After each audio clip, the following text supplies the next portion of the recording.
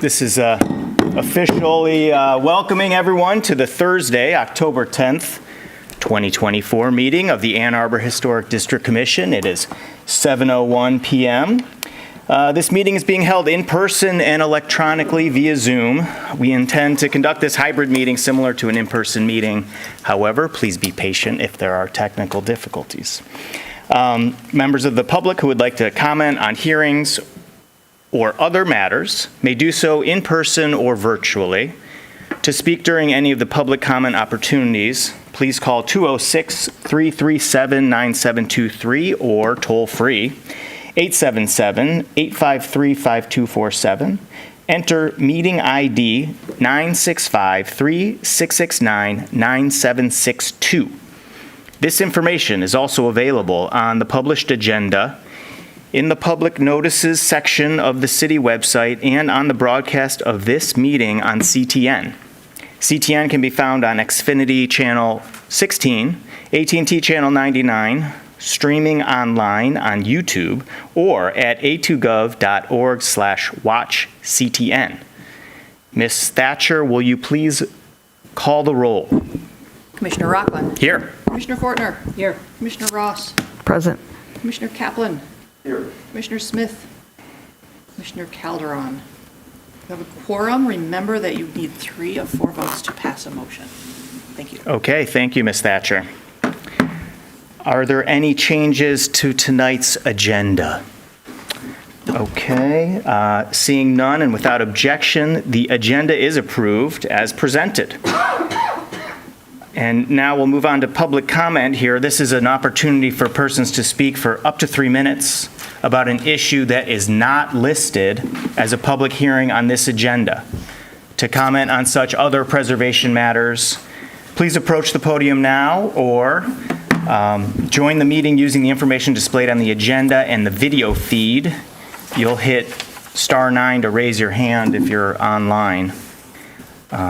Do we have any virtual participants? We do not. Okay, very well.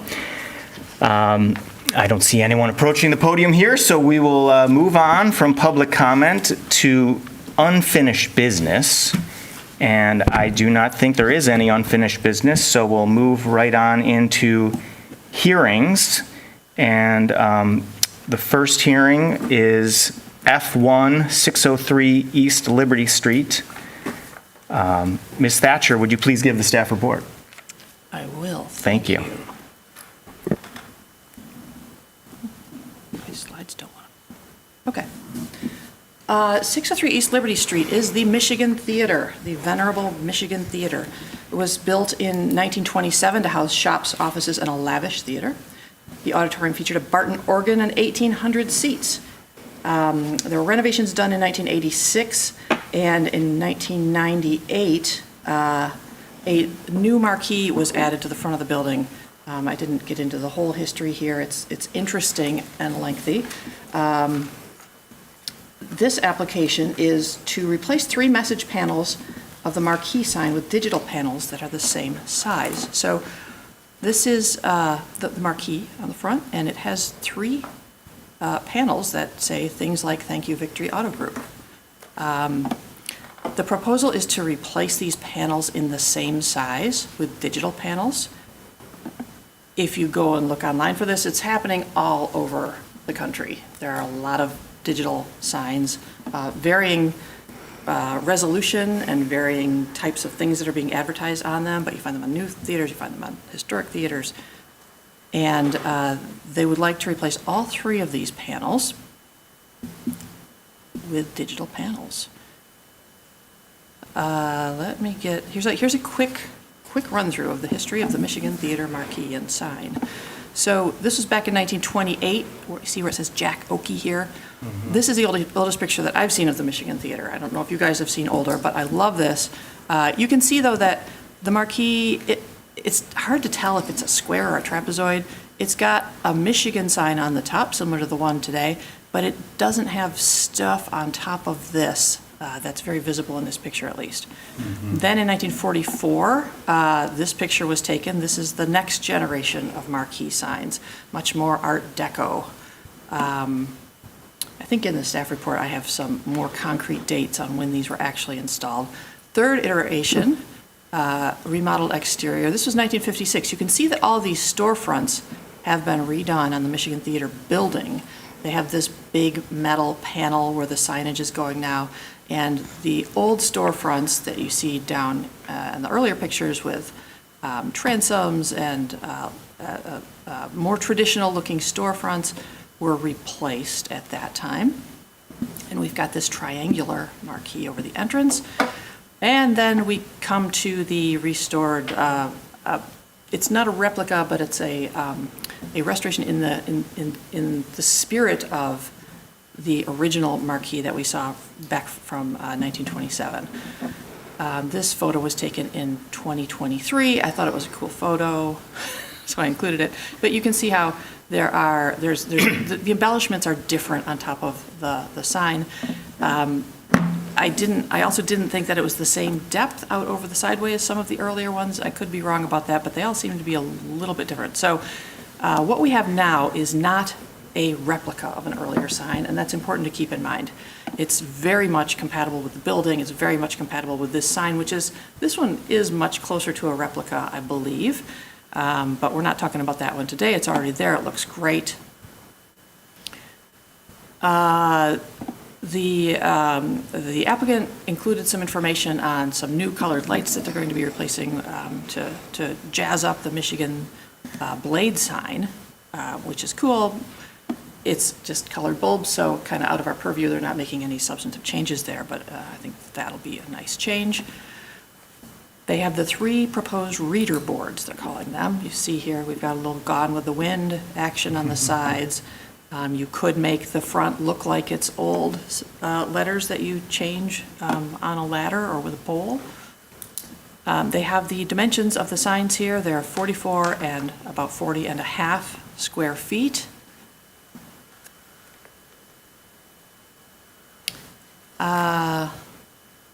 Let's see, this is more dimensionality to, again, give you an idea of just how massive this sign is and how big the whole sign structure is overall. Oops.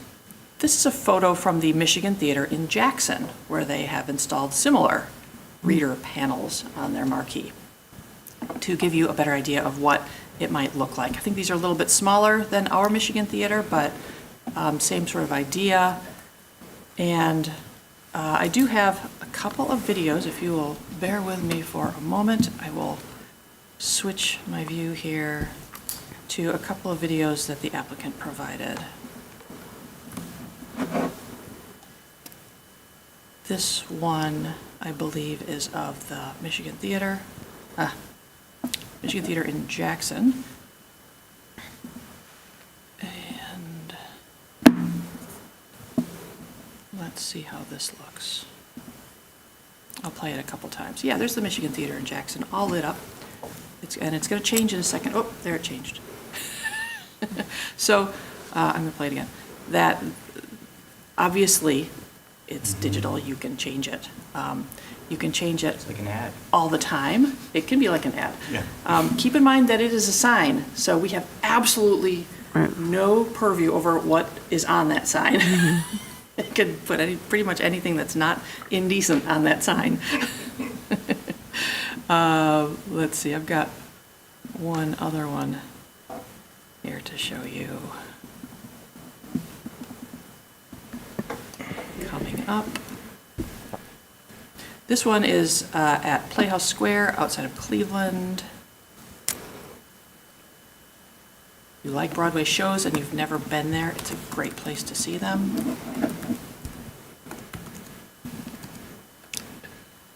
Let me share my screen.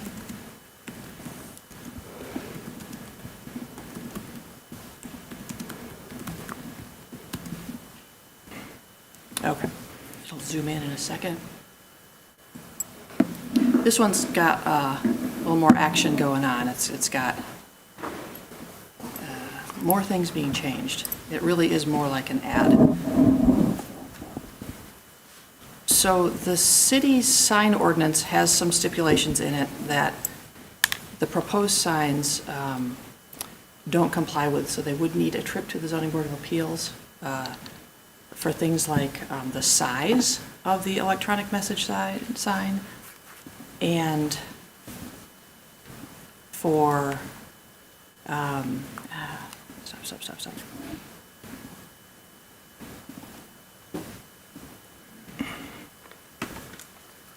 Okay. For the sign and for things like the outdoor lighting code says that the signs can't be lit past a half an hour after the business closes, and it can only be turned on a half an hour before the business opens.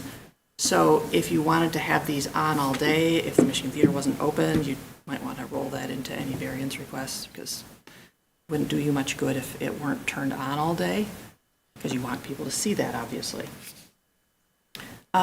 Secretary of the Interior standards that best apply to this are number 1, which says a property shall be used for its historic purpose or placed in a new use that requires minimal change to the defining characteristics of the building and its environment. Number 2 says the historic character of a property shall be retained and preserved. The removal of historic materials or alteration of features and spaces that characterize a property shall be avoided. Number 5 says distinctive features, finishes, and construction techniques or examples of craftsmanship that characterize a property shall be preserved. 9 says new additions, exterior alterations, or related new construction shall not destroy historic materials, shall be differentiated from the old, and shall be compatible with the historic integrity of the property and its environment. Number 10 says new additions and adjacent or related new construction shall be undertaken in such a manner that if removed in the future, the essential form and integrity of this property and its environment would be unimpaired. From the guidelines for storefronts, it's recommended to identify, retain, and preserve storefronts, functional and decorative features that are important in defining the overall historic character of the building.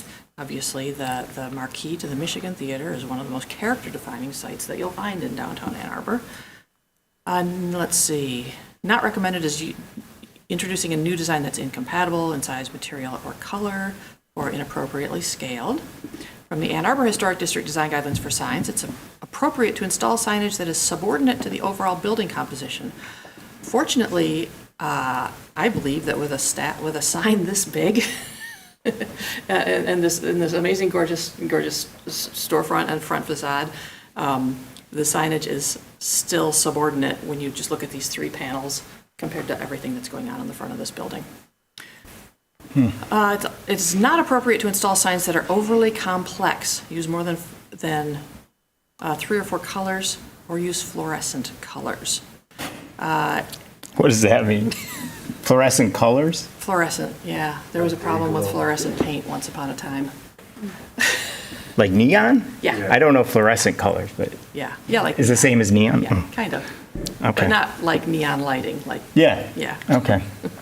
That's a new one for me. Let's see. Okay, I'm going to go back up here to our photos. See, like on this pink pump side, those were pretty close to fluorescent, but fortunately they are no longer there, so it wasn't an issue. But if that whole sign had been neon pink or fluorescent pink, it might have been a problem. I left my staff findings pretty wide open on this one. But the more we stood underneath it and I looked around at other installations similar to this, I was downtown Detroit at the Fox on Friday night, and they have the same sorts of video boards on 2 sides of their 3-sided marquee, and it sort of adds to the chaos of the giant Fox Theater, but it was cool too. Okay, here are my quick points to consider. Let's see. The current white on black letters that you see in this picture are different from the predecessors, which had dark letters on a white background. This sign, again, is not a replica of anything historic. It's just compatible. Staff's biggest concern is whether what is displayed is fixed in place or animated. I showed you that one in Playhouse Square that was moving a lot and had spinning features. That's not allowed by the sign ordinance in Ann Arbor anyway. Despite that, staff has suggested a motion that includes that as a condition. I said that images or words shown on the sign may not change more than once an hour.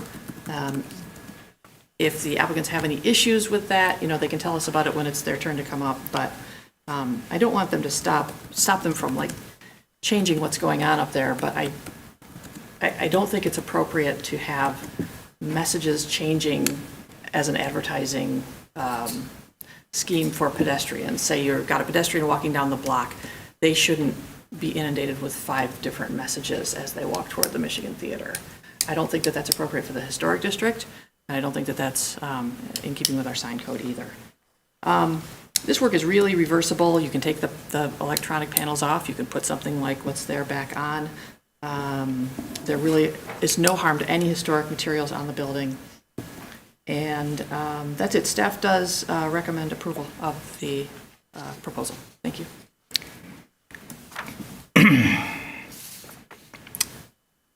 Thank you very much. We'll now move on to the review committee report.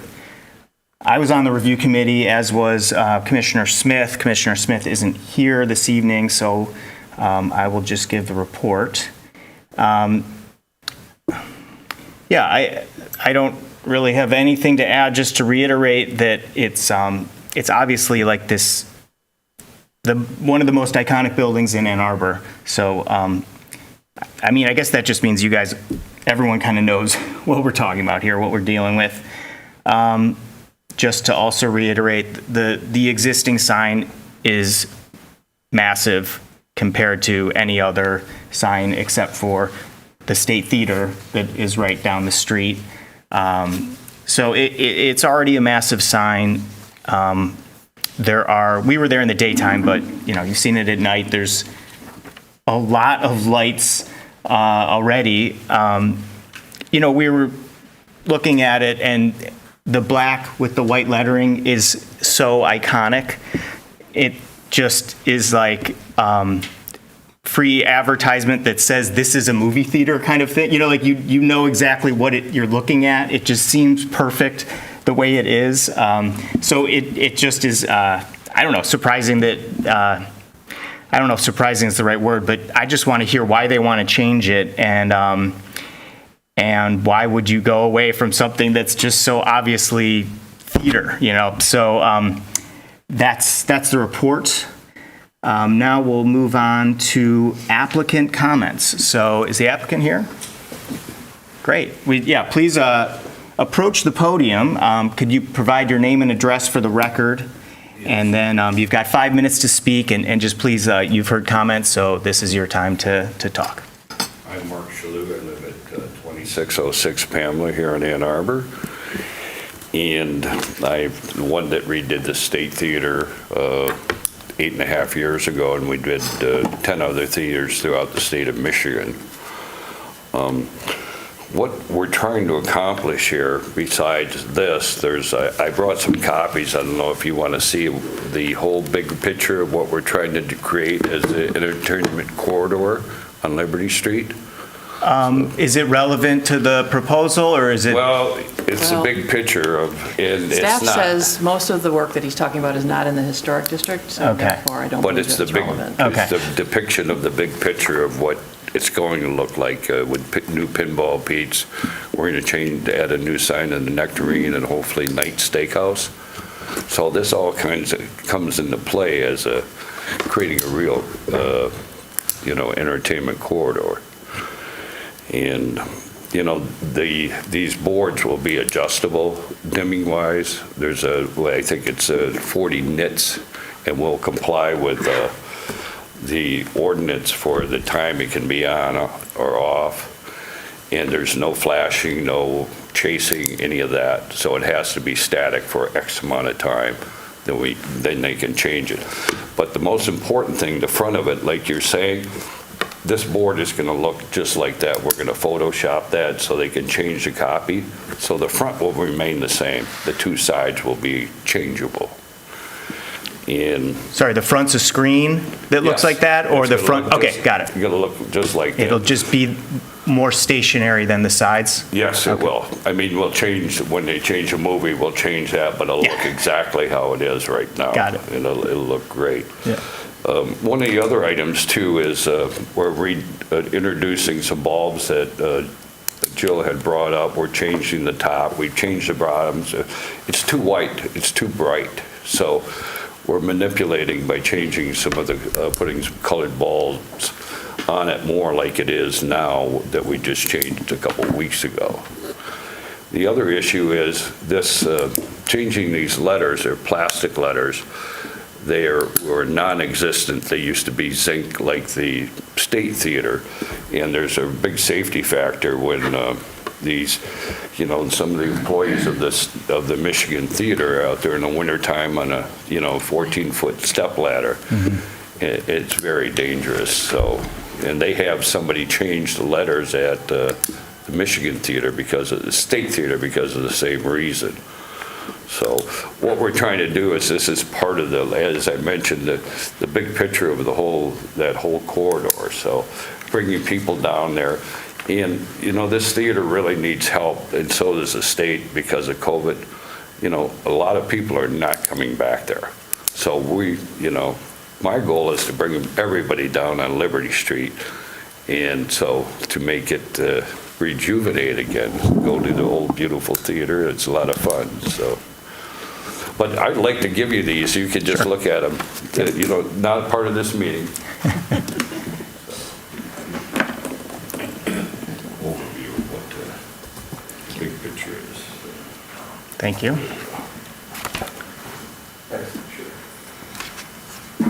Jill, do you want one? Sure. Would you like one as well? All right, well, while Mark's passing those out, does anyone have any questions for the applicant here? So I have a quick question, and maybe this is more so to Ms. Thatcher. So the specific scope item around that front sign being being static, is that actually in the application, specifically called out? It is not, but it is now on the public record, Okay, and you can add it to the motion if you'd like. okay. Thank you. Yes, it would be static. They would just change them when they have movies, so that'll stay how it is. Would you change, Steve, every, week or so? It's basically nightly. Go ahead. So it wouldn't be dedicated towards advertising, it would just be for the theater? State your name and address for the Okay. record, please. Sorry. Yeah, My thanks. pleasure. Yeah. My name's Steve Olette. I Hi, Steve. reside at 927 Westwood Avenue here in Ann Arbor, and I work at the Michigan Theater. I'm the Director of Facilities and Operations. So we change it sometimes multiple times daily when we have the Ann Arbor Film Festival. We're always trying to put it up. But, so it's a staff drain. It takes two people on the ladder because you have somebody changing it, whatever. And then when you have bad weather, one of the other things that's a real issue for us is we can't procure those letters anymore. They just don't make them. And if you looked at it, I don't know how closely you're looking, a lot of them are beat up. And there's spaces on it, and it looks, when you do look at it at night, you see the white that's shining through. It's not that beautiful black, Yeah. which Mark can fix. So it wouldn't be like a constantly changing, but when we have, like Ann Arbor Film Festival, there's going to be 8 films going on. We can just type it in and have it go up instead of sending people out repeatedly, doing all those things. And it but we do change it generally every day. There is a change for, and sometimes it's all 3 sides, sometimes it's 1 side. The state we only do once every 2 weeks right now because they are those heavy metal letters that go up there, and that does stay static for about 2 weeks. We saw an ad for a credit union on one of the videos. Is this a revenue generating opportunity for you guys? Are you going to be selling ads on those sideboards? I'm not sure what you have. Right now what we do is occasionally we will do, somebody will, do a, David, will you marry me? I mean, there will be things like that we'll put up, but seriously, Yeah, so you'll it doesn't charge for it that. doesn't happen often. Got but it. There are things like that we I'm do. not talking about that. I'm talking about more of an operational thing where, you're, I'm not in marketing, and that's Yeah. not my. Okay, fair enough. That's not my driving thing. For me, it's getting it to look better, and it's also, we do thank our sponsors a lot, so that is Yeah. a revenue generating. I mean, would probably be easier for us to be able to thank our sponsors to have that rotate. But I don't know that our main goal is to start throwing up like that was, we had that, when we saw Playhouse Square, the bank or whatever Right. that was. why did you choose the Michigan Theater and not the State Theater to put these screens on? And State Theater is an original, going back to, and that, like, this is something that's been changed multiple times Yeah. already. Okay. And this would be, and I don't think there's any way that's ever getting past Yeah. the Historic Commission. It's an icon. Yeah, it's an icon. there you go. And Okay. this is something that has been changed repeatedly. Any other questions for Mark or Steve? Okay, doesn't look like it. Take a seat. We might call you back up in a sec, but for now, thank you both. I don't know if the people are lining up for this, but the public hearing is now open for this application. This is 603 East Liberty Street. So public comment may be made in person or by joining the meeting using the information on the agenda. I don't see anyone approaching the podium here. Do we have anyone virtually? Doesn't look like it. We do not. Okay. So then we'll close the public hearing portion for this item, and we'll ask if any commissioner would like to make a motion. Anyone can do it. I can do it. You can do it. Okay, thank you. I'll do it as written. Yeah. I move that the commission issue a certificate of appropriateness for 603 East Liberty Street, a contributing structure in the State Street Historic District, to replace 3 changeable message sign panels on the Michigan Theater marquee to electronic message signs, on the condition that the images or words shown on the sign may not change more than once per hour, and the images or words may not move or be animated. As conditioned, the work is compatible in exterior design, arrangement, texture, material, and relationship to the rest of the building and the surrounding area, and meets the Ann Arbor Historic District design guidelines for storefronts and signs and the Secretary of the Interior standards for rehabilitation and guidelines for rehabilitating historic buildings, in particular standards 1, 2, 5, 9, and 10, and the guidelines for storefronts. Second. Thank you for that. That was moved by Commissioner Fortner and seconded by Commissioner Kaplan. So now, I'm wondering if there's any discussion on the motion. Ms. Thatcher? Thinking about this further? Yeah. I don't think you could condition that motion based on the black and white content of the sign, because the sign is a sign. You can't regulate the content, so Along those lines, I have a question about this ordinance about the hours of operation. So before the theater opens, are they just going to be blank? under the current ordinance, yes. So this, Because they have to be turned even the off. blank and white saying what's showing would be Again, blank, because they- that's an they- electronic sign. They're going to have to go to the zoning board of appeals anyway, and they'll need to ask for extended hours at that time. They'll ask for a variance, a variance. so But that the they can idea, keep it I on. mean, the ordinance would require those 3 panels to be blank or dark. Turned off, Turned yeah, off. no power, Okay. yeah. Yeah. Very good. So, but as we read, the motion as read is allowable, Yes. right? Okay. Yeah. Very good. So any other discussion? Commissioner Ross, anything? I mean, my thoughts on this are, since it's not a historic sign, then it's more about neighborhood setting, right? It's like, I feel this is reversible, we're not removing anything historic, so that seems all good. And then it's just a question of how this impacts the historic district. I don't know if any of those theaters that we saw were in a historic district. I mean, you can imagine them in one, but, you know, and then, so, I mean, the Fox is historic, obviously, maybe some of those other, well, the Jackson one too. Anyway, I guess I'm getting to the point of, well, let's think about where it is, and it's, you know, it's going to be surrounded by a very large, bright sign, and the State Theater, which is also very bright, is half a block away, and it sounds like the non-historic district properties are going to be a lot more vibrant soon and possibly brighter. So I guess all of that is easing my concern about impacting the neighborhood setting. Like if I'm just imagining the Michigan Theater on its own, and it's like a dark street, and then now we have video boards, that seems like it would negatively impact the neighborhood.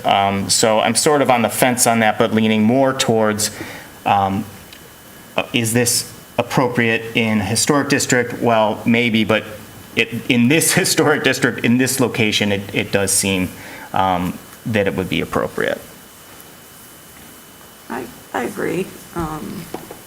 Due to the largely commercial setting, if this was like, somebody, like in a residential setting who wanted to install one of these screens. Yeah. I mean, I guess the only worry I have is like, okay, if we approve this, are there going to be a bunch of other businesses that want this type of thing? Because it is a revenue-generating situation. But I guess we can't really think in that manner. Just we're looking at this application on its own as it stands. So, in that regard, I think, yeah, I'm not too worried about it. Okay, fair enough. Thanks for those comments. Looks like we're ready for a vote, so all those in favor of the motion, please say yes. Yes. Yes. All those opposed, please say no. All right, your motion carries. The motion carries. Your application's been approved. Thank you. Yeah.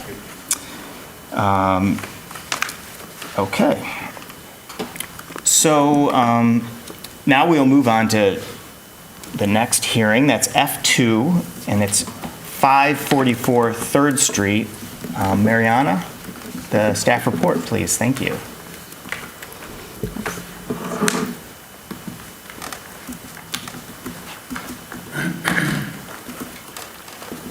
Good night, thank you. Thanks a lot. Good night. Okay, so we are on 544 3rd Street.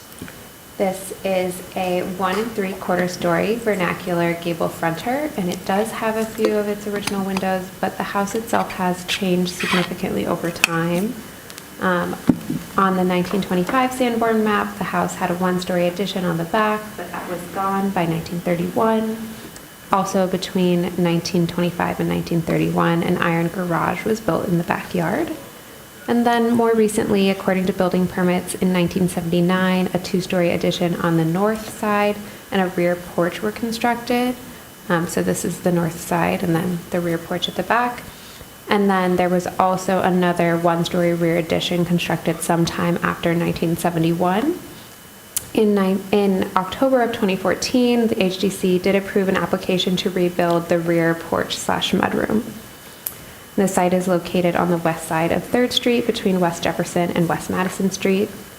And the applicant seeks HDC approval to replace 11 non-historic windows and a non-historic sliding glass door on the post-1945 additions to the house. So we are talking about window replacement. These are all non-historic windows, and they're all on non-historic parts of the house.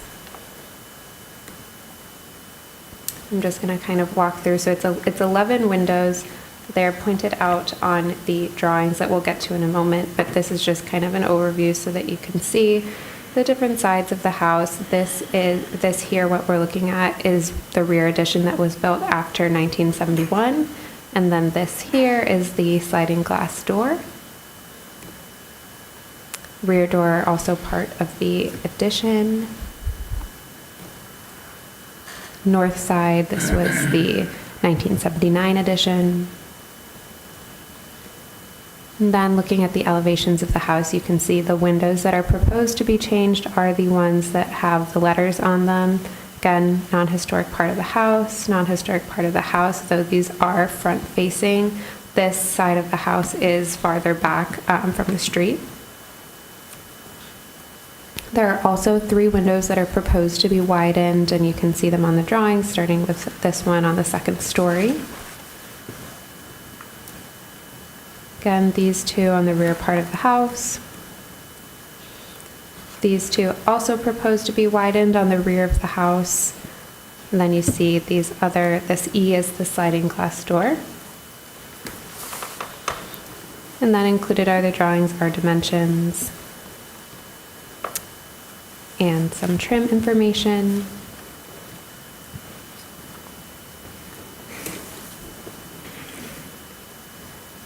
Just going through again, clarifying which windows are going to be replaced.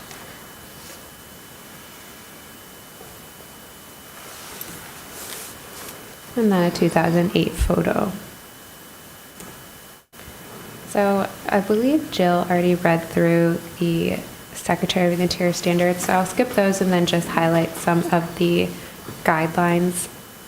For building site, it's recommended to identify and retain and preserve buildings and their features, especially the character-defining features. It's not recommended to radically change buildings and their features, especially those which are important. For windows, it is recommended to design and install additional windows on the rear of the house or non-character defining elevations. It is not recommended to install new windows that are incompatible with the building's historic appearance. From the Ann Arbor Historic District Design Guidelines, it's not appropriate to remove or radically change a window that is important in the overall character defining of the property. And I guess that's all I have for this one. So the windows and the sliding glass door that are all proposed to be replaced are currently vinyl.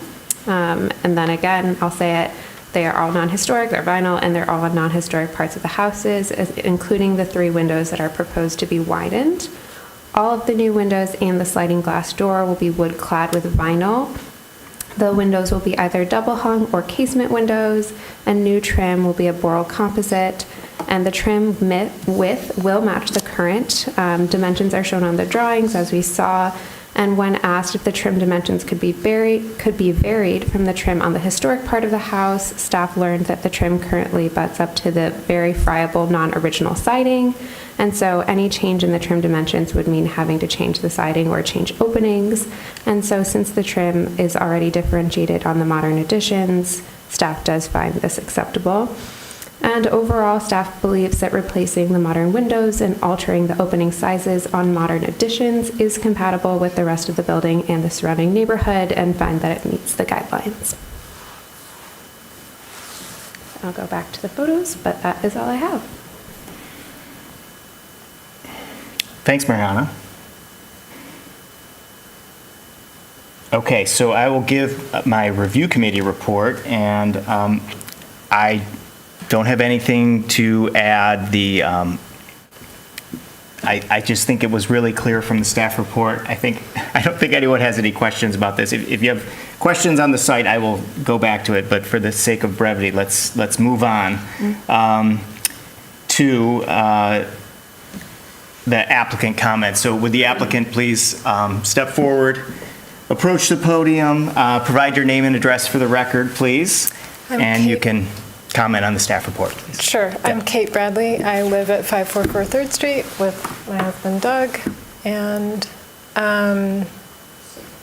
the windows that we have are cold and old, so that's the reason for the replacement. Are there any questions I can help address? I'm not sure what needs to be elaborated on, if anything.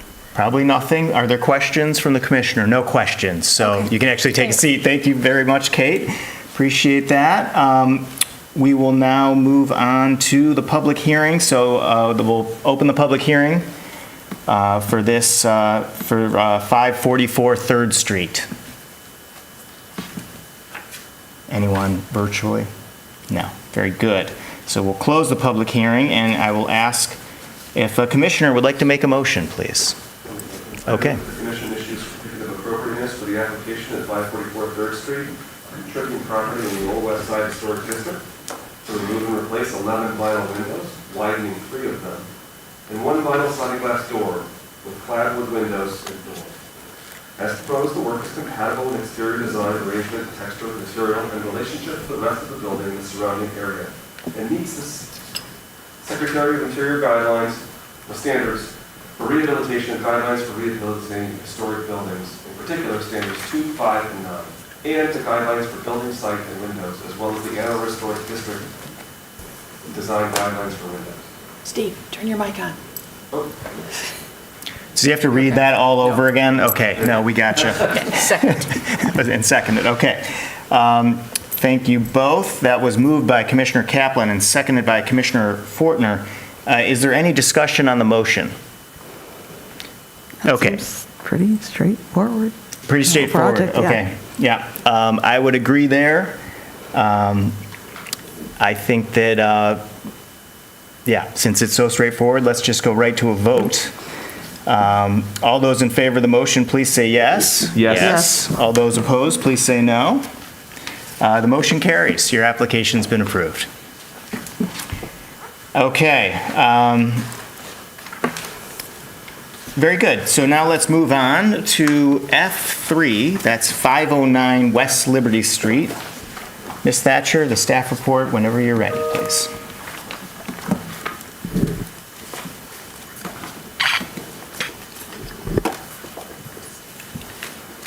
One moment while I find our spot. Take your time. No, I'm not going to take my time.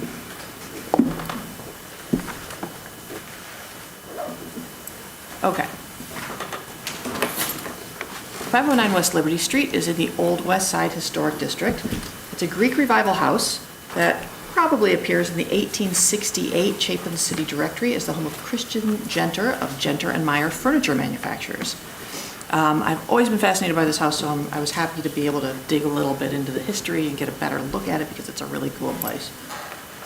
Let's see, it used to be number 59 West Liberty Street. By 1886, it was home of a cabinet maker, Christian Genter. And then there was another Christian Genter and an Elsie Genter who lived there for a long time. There's a little bit of history in the staff report on that family, the Genters. Christian moved to Ann Arbor in, 1854. And the first appearance of this house in the city directory was 1868, so it was built sometime in that time period. They had 6 kids, and a couple of them lived in the house for much longer. It was probably built in 2 stages. On the right, you see a classic 1.5-story side-gabled Greek Revival cottage with upper knee wall windows, a pilastered center entry, corner returns, and evenly spaced windows. Then on the left, you see the gable front piece, which is fancier, has deeper eaves with dentils and fancier windows with peaked drip caps. This is on the south side of West Liberty between 3rd and 4th Streets, and the applicant is seeking HDC approval to construct a 1-story addition across the back of the house. All right. Making our way around the house, you'll see on the 2-story portion, it's not really 2 stories, it's 1 3/4, but it's taller than the other side. They also have knee wall windows, which is cool. Walking around, this is the driveway side. If you look back here, you see the first of our rear additions on this house. This is not a historic addition. And here is a better view of it. It's a half bath and a stair enclosure. This is an old door, but it is not original to this part of the house because this is a new part. There may have been a back door opening back here at some point on this wall, but again, keep in mind that none of this is original and that door is salvaged from someplace else. Then, moving along, if you went in this door, the stairs down would go something like this. You can see a window into the stairs at the ground level here. And this is an odd little shelf built over the stairs, but left low to allow light in through this window. This back porch is all modern. This room on the back is also modern. So pretty much anything that you see under this 1-story roof line on the back is modern. Zooming in a little bit, when you're standing there, you can tell it's pretty easy to pick it out that this is all new materials and the design's a little different. They did a nice job of copying the trim, but again, this is not a historic part of the house. Here we're going back around to the front. This is from the sidewalk. You can see that little wing on the back and where the original corner of the house ended. Looking at either side to the neighbors' houses, this is to the west. They've got a pretty big 1-story addition on the back here. In fact, I think it may go all the way to here. And then on the east side, lots of leaves, but if you peek through here, you can see that this house also has additions, 1-story ones, or maybe a garage plowing way back into the back of the yard. This is one of those huge original city lots, so there's a lot of room back here. The existing 1.5-story house is here. It's all of the white part. The proposal is to add a bedroom on the back here, and basically bump out the roof of the one-story portion in the back to add some more space here, add a sunroom sort of built into the house, and you'll see how the stairs are reworked when we get a little bit farther. Again, huge lot, lots of room back there. Here's what we look like right now. Here's that covered porch that's got the gable. This is a primary bath wing on the left. This is that half bath with the stairs that I mentioned. Here's what's proposed. It's to bump this out again, new entry door, reworked stairs back here. This part is a sunroom addition, and then this part is a new bedroom. The reason that it's hatched this way is to demarcate the 1944 footprint of the house from what's proposed and what's there today. It's a little bit odd, but there used to be a different series of one-story additions on the back of this house than there are today. But in 1944, we know that there was a bump out on the back of this house. So there was historic floor area that they get to count as their original floor area. So the percent increase in the footprint overall, considering all the stuff that was done after 1945, the modern addition, the brand new additions is about 45%, and it's about 29 or 30% of the overall floor area that would be increased. Elevation drawings. This is the front, no changes are proposed. I'm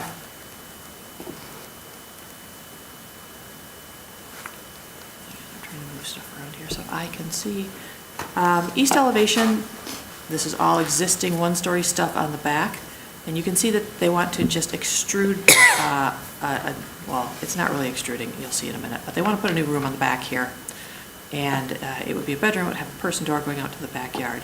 This is also new. This is what I described as the sunroof.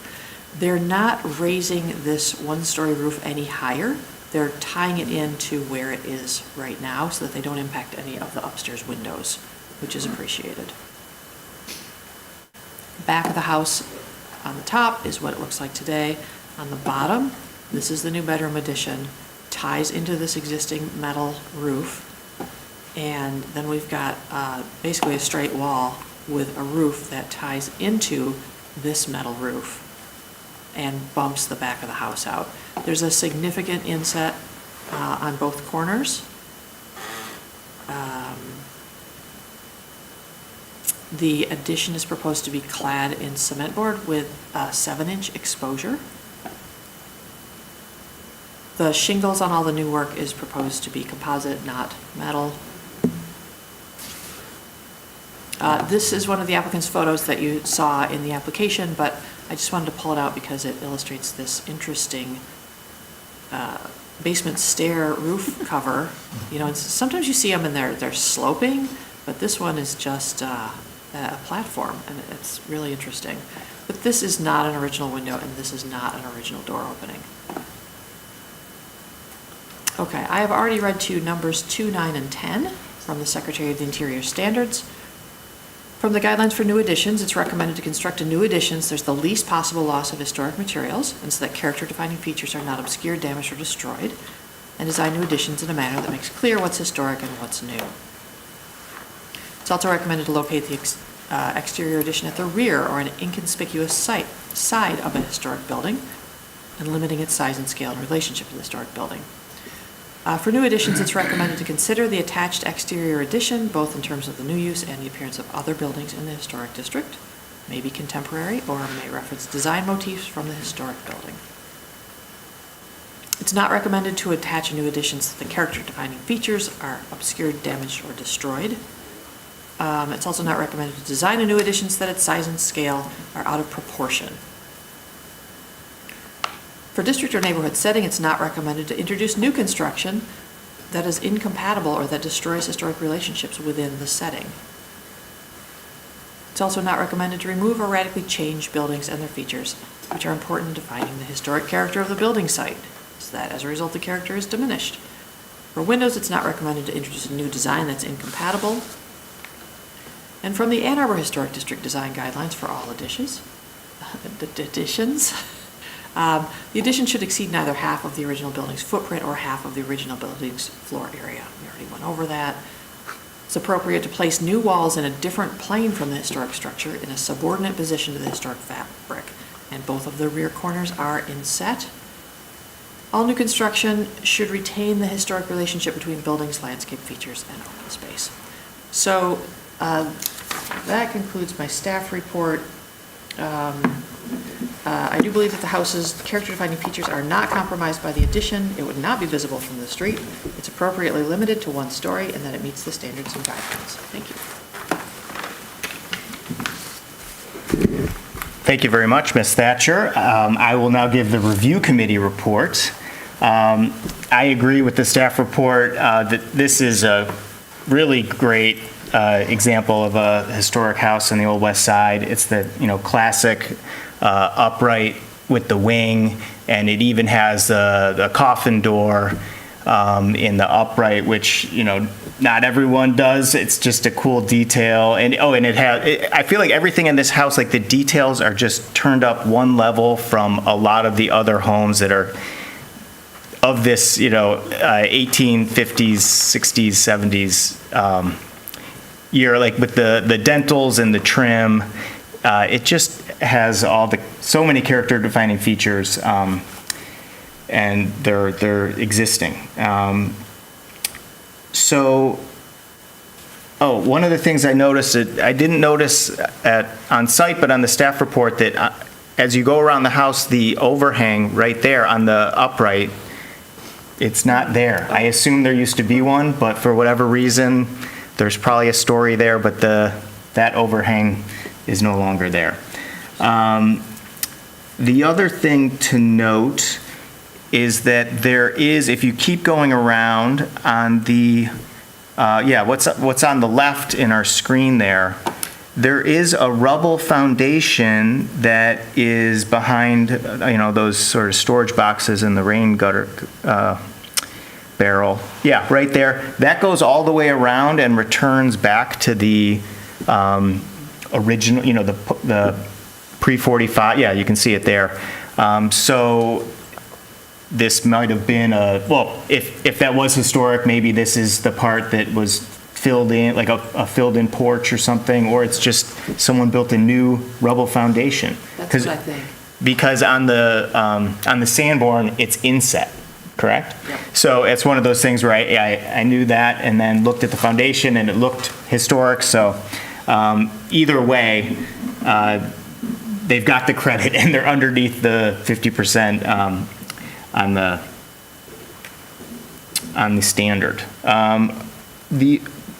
Just the other thing to note that was in the staff report as well is just that none of this work is visible from the sidewalk, and just standing back there in the backyard, even looking, imagining the addition in place, there's like a very thick freeze board, and even that is going to still be visible after this work. So, not only is it not visible from the sidewalk, but the designer is very careful to save as much as is possible in this project.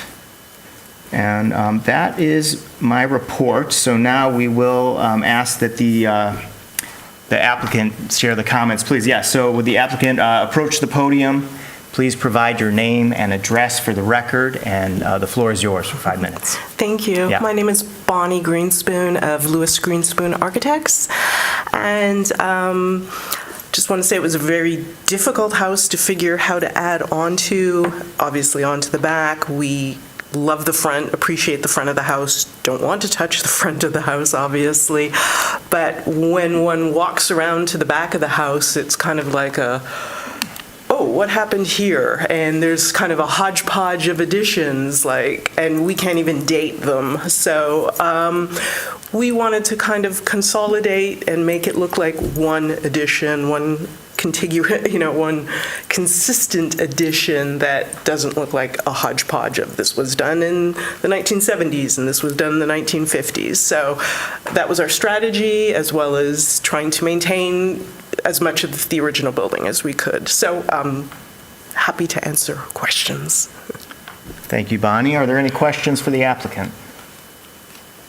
Okay, so yeah, take a seat, and we might call you back up, but for now, we're good. Thank you for that.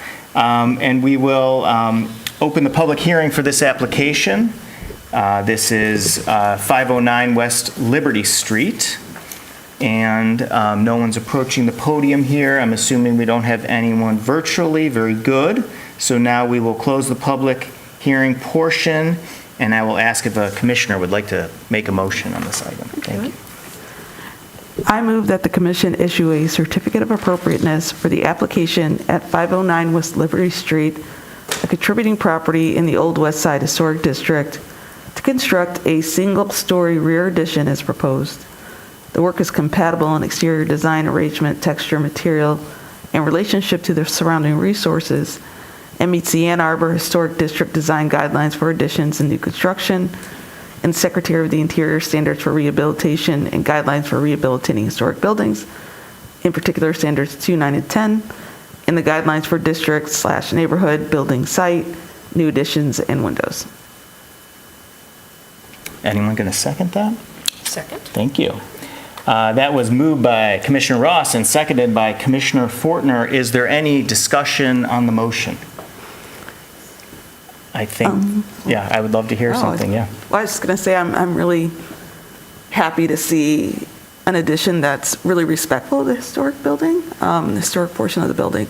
And this is a fabulous, fabulous little house, and I'm really happy to see that the scale, the placement, you know, obviously, the designer is in a pretty good position because it's essentially all kind of new additions on the rear, so it's very easy to kind of add on to that. But it's the type of addition I like to see, Yeah. and I think it really meets the standards. So, yeah. Well said, thank you for that. I'll just add on to that to say, I agree with you, like conceptually, it was probably a very interesting, but then the actual piecing together of how to make it work within the 50% standard, I think was probably quite challenging, but was accomplished in this proposal. So I'll agree with you there and just add on that one comment. Any other comments? Very good. Okay. Well, seeing no more comments, let's go to a vote. All those in favor of the motion, please say yes. Yes. Yes. All those opposed, please say no. The motion carried. Your application's been approved. Thank you. Thank you very much.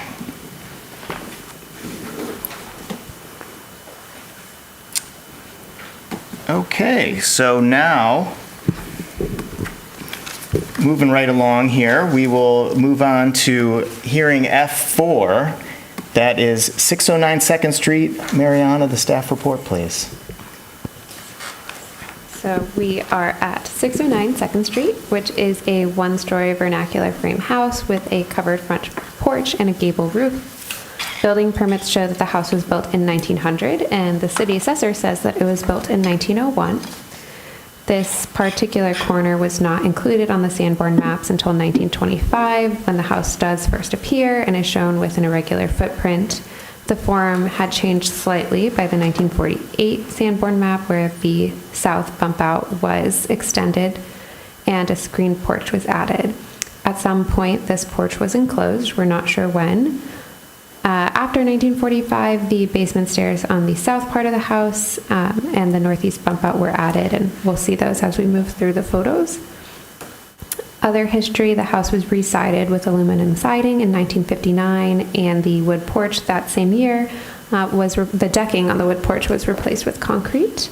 In 1986, a new roof was installed on the porch, and then in 1998, a new roof was installed on the house. And in 2002, the aluminum siding that was installed in the 50s was removed, and the original wood siding and trim were restored. House is located on the east side of 2nd Street, south of West Madison, and north of West Mosley. There are a handful of different elements to this application.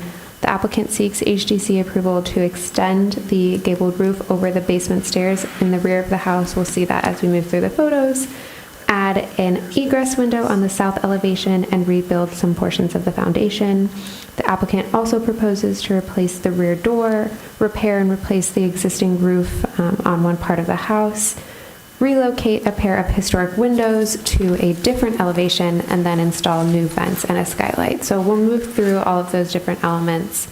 A lot of kind of little things happening. So just, this is moving towards the rear of the house. We're going to be focusing on this bump out here primarily, and then that's the other side of it, some windows, and then also this rear portion of the house we'll be focusing on. This is where the applicant proposes extending this roof here. They've had some issues with water. This kind of half roof here covers the basement stairs. And where you see this cutout, this portion here that covers the basement stairs was added post-1945. So this little bit here is outside of the period of significance. So this roof will be extended, and then the wall here will come up to meet the new roof line.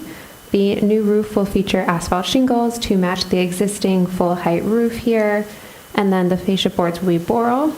The footprint will not increase with the roof extension, and then because this is on the rear of the house, this portion of the roof is not visible from the right-of-way. Like I said, this wall will be extended upwards, so these two windows here will be removed during the process. The new wall will have a cedar clapboard siding, which will be slightly wider than the historic siding that you see here, or that you see on this side of the house. And then a new 3/1 window with boral casing will be installed on this new full-height wall. Let me see if I can get a better view. So with this wall extension, it's also going to extend into this part of the house. And you see here there are two historic 6/1 wood windows that will be removed as part of the process. These openings will be infilled with a narrow cedar clapboard siding that will match the historic in width. The applicant proposes taking these two windows and then moving them to this side of the house where you see these two casement windows here. This is the portion I mentioned earlier. This is the porch that was enclosed at some point, so we don't know when it was enclosed. But the existing windows here are wood casement windows with a simple trim. And so since they are wood windows, but we're not sure when the porch was enclosed, staff is unsure if these windows were installed before or after 1945. Then these two windows that you see here, also two wood casement windows that we don't know when they were installed.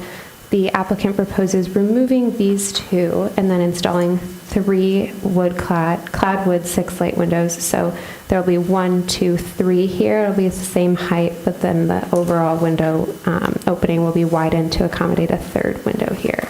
So we can talk about that more. You can see it more on the drawings.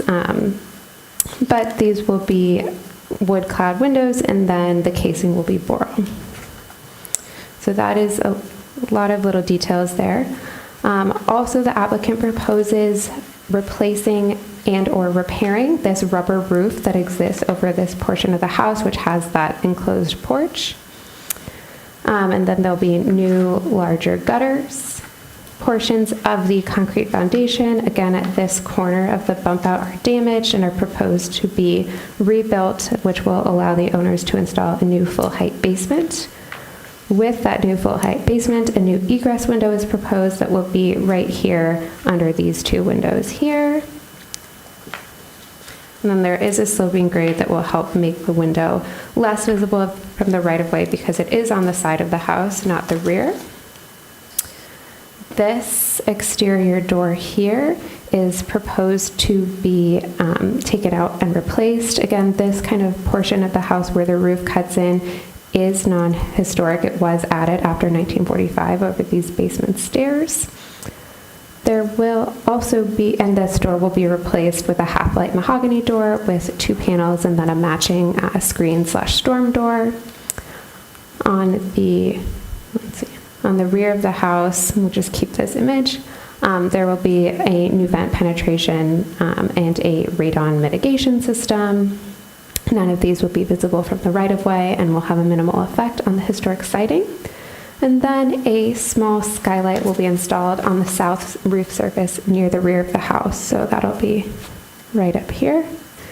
And it will have a low profile and won't be very visible. So I'll walk through some photos just to highlight again.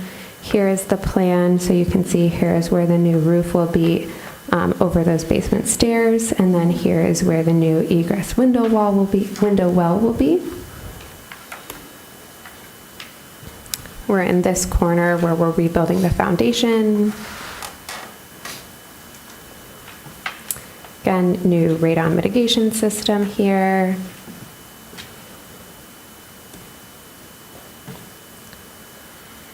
This is the part, this in red here is that part of the house that was installed after 1945, and you can see this is the exterior door that is proposed to be replaced. This is where that roof will be lengthened, and then where the wall will meet the new roof line.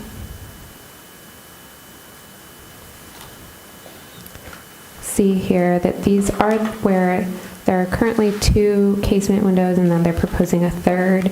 And this is where the historic windows are currently, those 6-over ones, and then they're proposing to move them here to this side where there are currently those casement windows. And then repairing and replacing the roof and adding new larger gutters. And then here is where the new skylight will be. Some elevations, nothing really happening to the front of the house except for this part of the roof will be repaired/replaced. And then you will, and then also the egress window wall. This is the existing, so you can see those historic windows, and then this is the enclosed porch, and then this is that exterior door, new vents, and then the radon mitigation system. Here's the 3 windows, and then those 2 windows infilled. Again, existing with that partial height wall, and then the roof cut out. These 2 windows on the enclosed porch. And then what is proposed with relocating those historic windows to the side of the house, and then keeping a simple trim to differentiate them from the windows that were actually there, because these are historic windows on the house. They would just be relocated to a new location. A 1980 photo of the house, which can't really see all that much, but you do see the previous siding. Here's that door, just a close-up from the inside. And then what is proposed for the new door, mahogany with the light, and then the panels. We have already been through these standards, but I will talk about some of the design guidelines. For building site, it is recommended to protect and maintain the building by providing proper damage to assure that water does not erode the foundation walls. We are having issues with that cutout in the roof. It's not recommended to radically change character-defining roofs. It is, for windows, it's not recommended to change the number, location, size, or glazing pattern of windows through cutting new openings or installing replacement windows that don't fit the historic openings. From the Ann Arbor Historic District Design Guidelines, it is appropriate to retain and maintain historic roofing materials. It's appropriate also to repair. It's not appropriate to change the shape and configuration of the existing roof. I'm not sure if I mentioned this, but the pitch of the roof will not change when they repair the rubber roofing. For wood siding, it is appropriate to preserve and maintain wood siding, and also replacing wood siding, shingles, and trim and architectural features with components that exactly match the original in dimension, detail, and texture. It is, for windows, appropriate to retain and maintain windows in good condition. It's not appropriate to remove or radically change a window that is important in defining the overall character of a property, or changing the number, location, and size of windows. For doors, it is appropriate to replace a missing original or non-original door with a compatible design. And then for mechanical equipment, it's appropriate to attach mechanical equipment so that historic fabric is not destroyed or damaged, and it is appropriate to install mechanical equipment and wiring that is not visible from the public right-of-way. So, like I said, a lot of different pieces to this application. I'm happy to go back through and talk more about some of them. Overall, staff recommends approval of majority of the work, which we find appropriate and will ensure the longevity of the house. Staff is hesitant about the proposal to remove the two 6/1 historic windows and reinstall them on a different side of the house, even though trim will differentiate them, just because we don't know when that porch was enclosed. And that is all I have.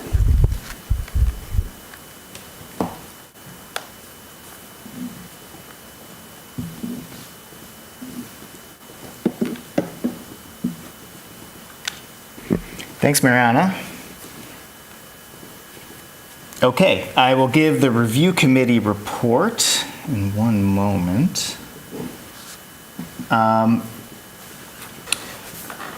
Yeah, well, there's a lot going on in this proposal. I think the proposal is, the application is very clear, and so it's kind of easy to follow, even though it is a little tricky. Also, the staff report helped a lot with really just staring at that photo and going through exactly what's going on in that back corner. I think, just to reiterate, that is, we were way back on the driveway and kind of looking in, right? So it's really hidden from, hidden from the sidewalk, that all the kind of fixing up that kind of took a while to explain. You won't see it from the sidewalk. I think that something to note is there is like a vertical line in the clapboard siding that you can really see a delineation between where that porch was filled in. So that just gives, do you have a photo of that? Or at least we can kind of point it out in a photo. It just shows that, yeah, you can see it there. So that's a hint that that was a porch that was filled in at some point, and so we don't know when that was, but that just at least gives some ghosting that in fact happened, which is helpful. And this is decently visible, like we're in the neighbor's driveway right now, but it is a driveway side.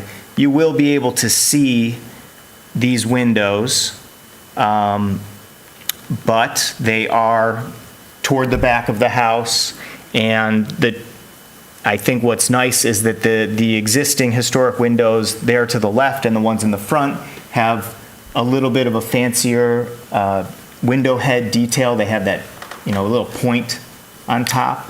And these, as described in the staff report, will just have a plain trim. So even though they'll kind of lose their character in a way by moving them, they will be differentiated as different, at least, and in somewhere that was obviously infilled as well, where I feel like both of those things help with moving these windows. And in order to fix that kind of a tough situation from a stormwater standpoint, the windows really need to move. I mean, it really, that needs to be fixed. So, yeah. And the other thing is just, I wonder if this a 1901 building, or is that just the default number that they put in the database for anything that's before 1900, or is this a coincidence? It actually is a 1901. No, citywide, that is a default for buildings older than that. In the Old West Side, the dates should be correct. Okay. So if it were built in 1900 and the assessor said 1901, that's right. Consistent. Yeah. Confirmed? Not. Oh, we'll get to you in a sec. But good. I'd love for you to comment on that. Great. And in fact, well, let's get to you right now. Would the applicant, are you the applicant? I'm the applicant. Can you please approach the podium and state your name and address for the record? Hi. And please, you have the floor now for some comments. Hi, Vicki Walls, Okay. 609 Second Street. I've lived there since 1992. All I wanted to say was about the age of the house. When I had the aluminum siding removed in the whole front, the contractor that did that, he guesstimated that the house was probably from like 80 something. Okay. And I have gone through, Ancestry and looked at voting records and all that stuff. And so I track people back to the 18 something. Like neighbors have a house that's 1850, so not that old, but at least 1880. Yeah. Somewhere in there. So Okay. it is older than the default date. And Yeah. that's all I wanted to say. Thank you, Vicki. It's so hard for me to stay quiet. I have all kinds of things to say. Well, we appreciate that. Thank What's you. a coffin window? I don't know what that is. Oh, okay. Hi, I'm Jeff Forward with Hi, Jeff. Forward Design Build, representing Vicki and Bill.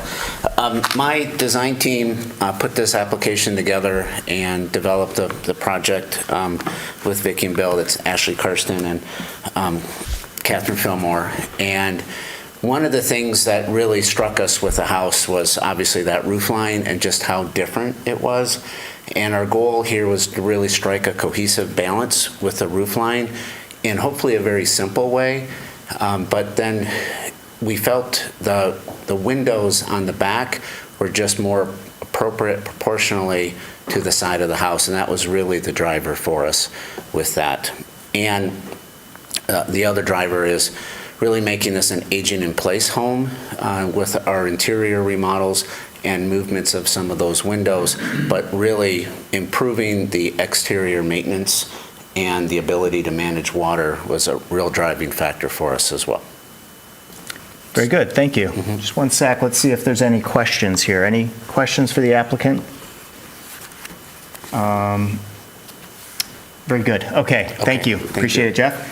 Okay, we will open up the public hearing now for, we're at 6:09. Do we have another comment? Is it Bill? Yes. State your name and address, please. William Copenhaver, 609 Second Street. Thank you.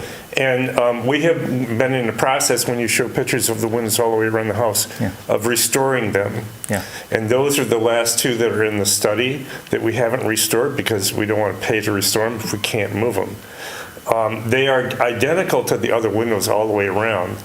And my thought process was that every time they put an addition on, like when they put the bedroom and the porch on, they used the windows that were on that side of the house in the bedroom. And when they added the kitchen on the back, there would have been two windows in the back of the house on the original structure. And so they moved that and put right next to the other one. So it's in the spirit of the house to move the windows that are existing there to another location when you make an addition or a change to it.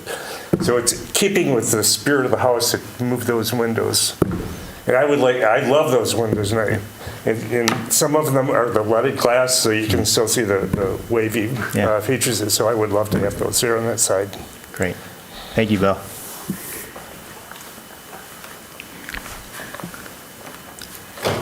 Well, that was an inspiring comment. We appreciate that. Thank you. Okay. So now we will open the public hearing for this application. This is 609 Second Street. And there's no one approaching the podium. We don't have anyone virtually, so we did it. The public hearing was open, and now it's going to be closed. And I will ask if there's a commissioner who would like to make a motion. We're low on commissioners this week, or this month, so. I'll do it.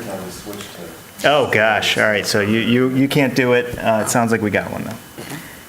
Okay, are we going to do both?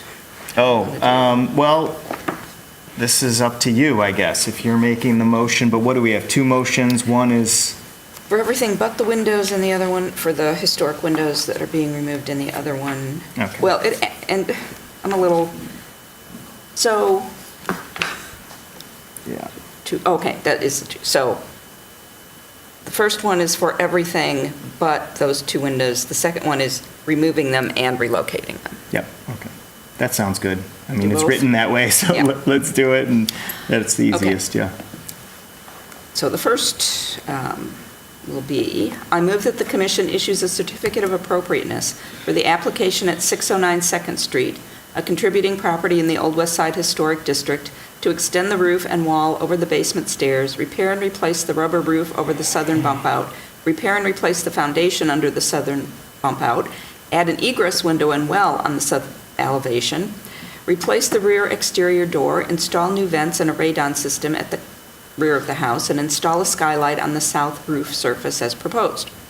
This work is compatible in exterior design, arrangement, texture, material, and relationship to the rest of the building and the surrounding area, and meets the Secretary of the Interior standards for rehabilitation and guidelines for rehabilitating historic buildings, in particular standards 2, 5, and 9, and the guidelines for building sites, roof, wood, windows, entrances, and porches, as well as the Ann Arbor Historic District design guidelines for all roofs, wood, windows, doors, and mechanical equipment. The second motion, Well, we'll do the, you want to do just... the first one, okay. and then I think if someone will Second. confirm, yes, okay. Moved by Commissioner Fortner, seconded by Commissioner Ross. Yeah, I think, and then we vote on it, and then we do the second. Is that a decent process there? Sure. Okay. Can you read both motions? And just for future You can consider reference? both at once if you'd like. You can, okay. As long as you're not worried about confusing. Yeah, it just sounds Discussion. a little confusing. Anyway, just was wondering if you could actually do that. Okay, let's just talk about this motion. So this motion, again, it's everything that's been proposed except for, except for moving the windows, which I don't know how you would do that. In Yeah, reality. that's sort of you can't extend the roof and Right, Yeah. deal with that Impact without on the windows. removing the windows, so. Right. I think it's Yeah. the reinstalling. As part, Okay. they would be removed as part of Yeah. extending the wall and the roof, but it's the reinstallation on a different part of the house. Thanks for that clarification. So, okay, everyone's got that now. Well, is there any discussion on this motion? I'll just, while you're thinking, maybe, I think that I think it's really great to see a renovation, like a full renovation like this on a house that is not proposing any increase to the footprint. You know, it's pretty amazing. We don't see a lot of that, but it's just really nice that they could get, you know, everything they wanted, and I'm sure they maybe were tempted to, or maybe it was just part of the, you know, high-level concept of the project here is, you know, we're just, you know, staying within the footprint. Either way, I think it's great to see, and I guess I'll just add that, you know, in a typical renovation where you would be changing the footprint, we often do lose a couple historic windows, and that's just kind of what happens on the rear of the house. So I guess that is included in this motion here, is that we would lose those windows for the time being. Those windows are being removed.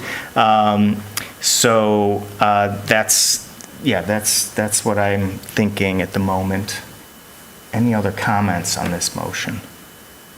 None. Yeah, I'm more concerned about the removing of the windows, but I think the stormwater management issues trump that, and of course, they're back where they're not seen, except if you're standing right in a certain part of the backyard. Very good. Commissioner Ross, what are your thoughts on this? Well, I mean, I guess I'm not Motion. super happy that the windows have to go.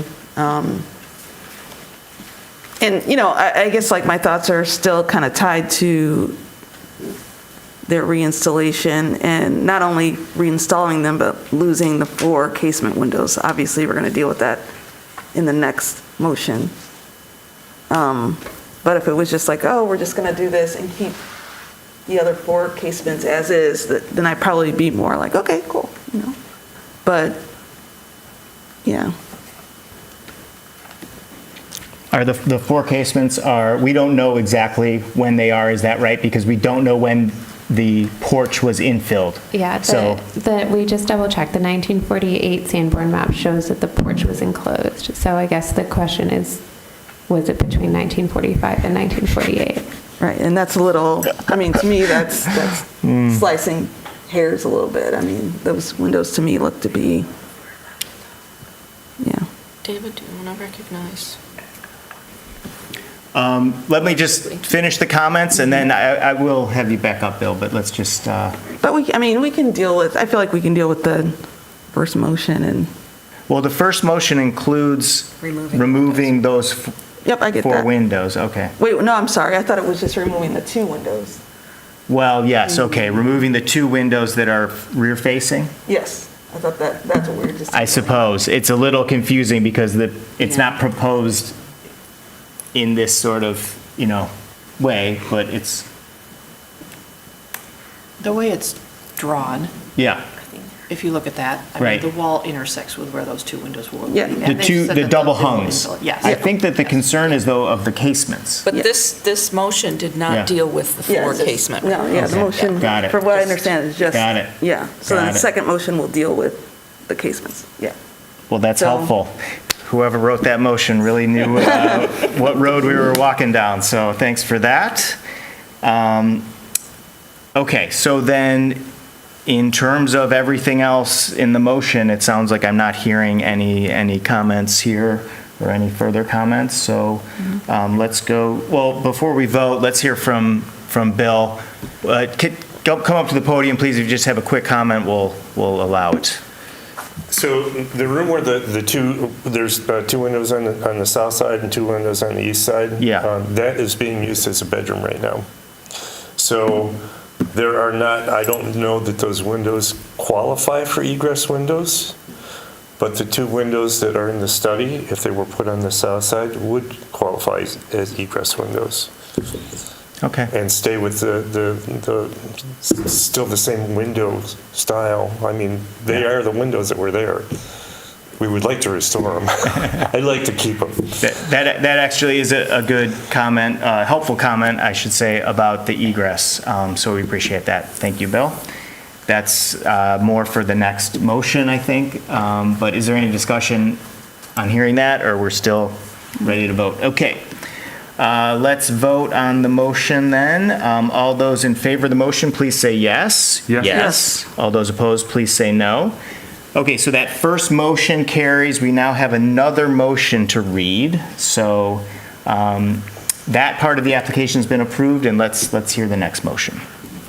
I move that the commission issue a certificate of appropriateness for the application at 609 Second Street, a contributing property in the Old West Side Historic District, to remove two historic windows on the east elevation and reinstall them on the south elevation in place of two casement windows with simple trim, and to remove two casement windows on the east elevation and replace them with three wood-clad windows in the same location. As proposed, the work is compatible in exterior design, arrangement, texture, material, and relationship to the rest of the building and the surrounding area, and meets the Secretary of the Interior standards for rehabilitation and guidelines for rehabilitating historic buildings, in particular standards 2, 5, and 9, and the guidelines for building site roofs, wood windows, entrances, and porches, as well as the Ann Arbor Historic District design guidelines for all roofs, wood, windows, doors, and mechanical equipment. Anyone interested in? Second. Second. Okay, thank you. That was moved by Commissioner Fortner, seconded by Commissioner Ross. So now we can discuss this one. Can we see a floor plan, a proposed floor plan of that room? That could be a decent place to start here, to just see. We just learned that, relocate. So we just learned from Bill that, there is a requirement, there will be a requirement for egress in that bedroom, because this is like a new, it's I see orange wall there. That means it's like a new room, and so the city will require egress. So then we learned that, how they're achieving egress in that bedroom is through those two windows. Yeah, I mean, I just think that the argument from the proposal is that it's really an aesthetic thing where you have that type of window kind of marching around the house in a way. So those windows, even though they're on the rear of the house now, the proposal shows them on the side because that's just aesthetically where they belong. I think historically, now we have a different situation. We just learned that the 1948 Sanborn shows, something there. And so, the historic decision was to put casements in there.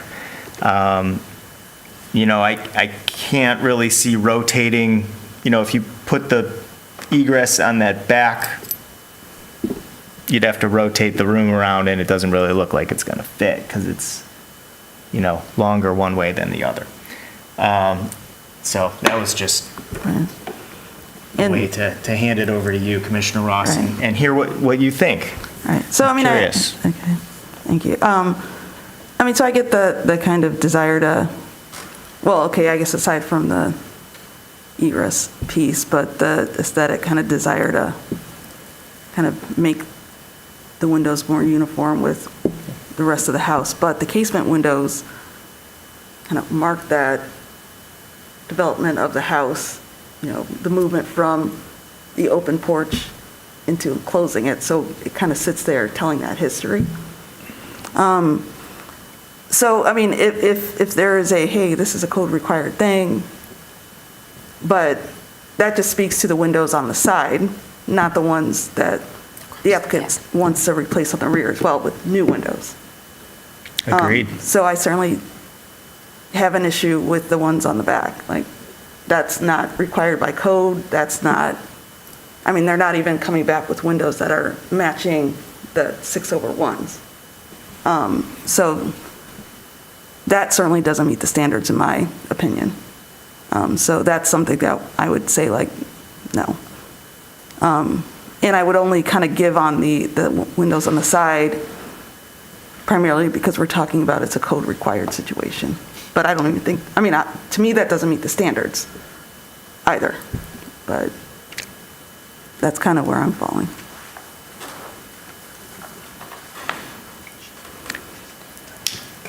Do we know that those are not to code, those windows? I'd have a hard time getting out. They're not. Yeah. Let's have the applicant come back. Can you just confirm that those casement windows, there's two questions on the table, I think. Can you please confirm that the casement windows are not going to meet egress? And then also, let us know, we have historic windows on the rear of that bedroom. Mm-hmm. You're proposing to replace them with new. I've heard from the owners that they really love their historic windows. So answer those two questions, please. So the casement windows do not meet egress because of their sill height off of the floor. Yeah. And the windows that do are the existing historic that are currently in the back. We certainly don't want to throw them out. We want to bring them over to the side, which when we look at the circulation of the room, both for safety and aging in place, this gives us the best circulation from the entrance to the bed and then to the closet and then back out. We're not stuffing everything on one side, which we would have to do if those egress windows were on the back side of the room. Claire? And so we have the egress windows, new egress windows on the back, trying to keep within the same vernacular of the historic windows. But we do have existing casement windows that we could pull out and put in that exact location if you want to have where we're showing on that plan. The three windows there are three new casement windows that are replacing two existing casement windows. Right, but on the back side of that, there's actually 4 casement windows in that room. One on the back wall, or 2 on the back wall, 2 on the side wall.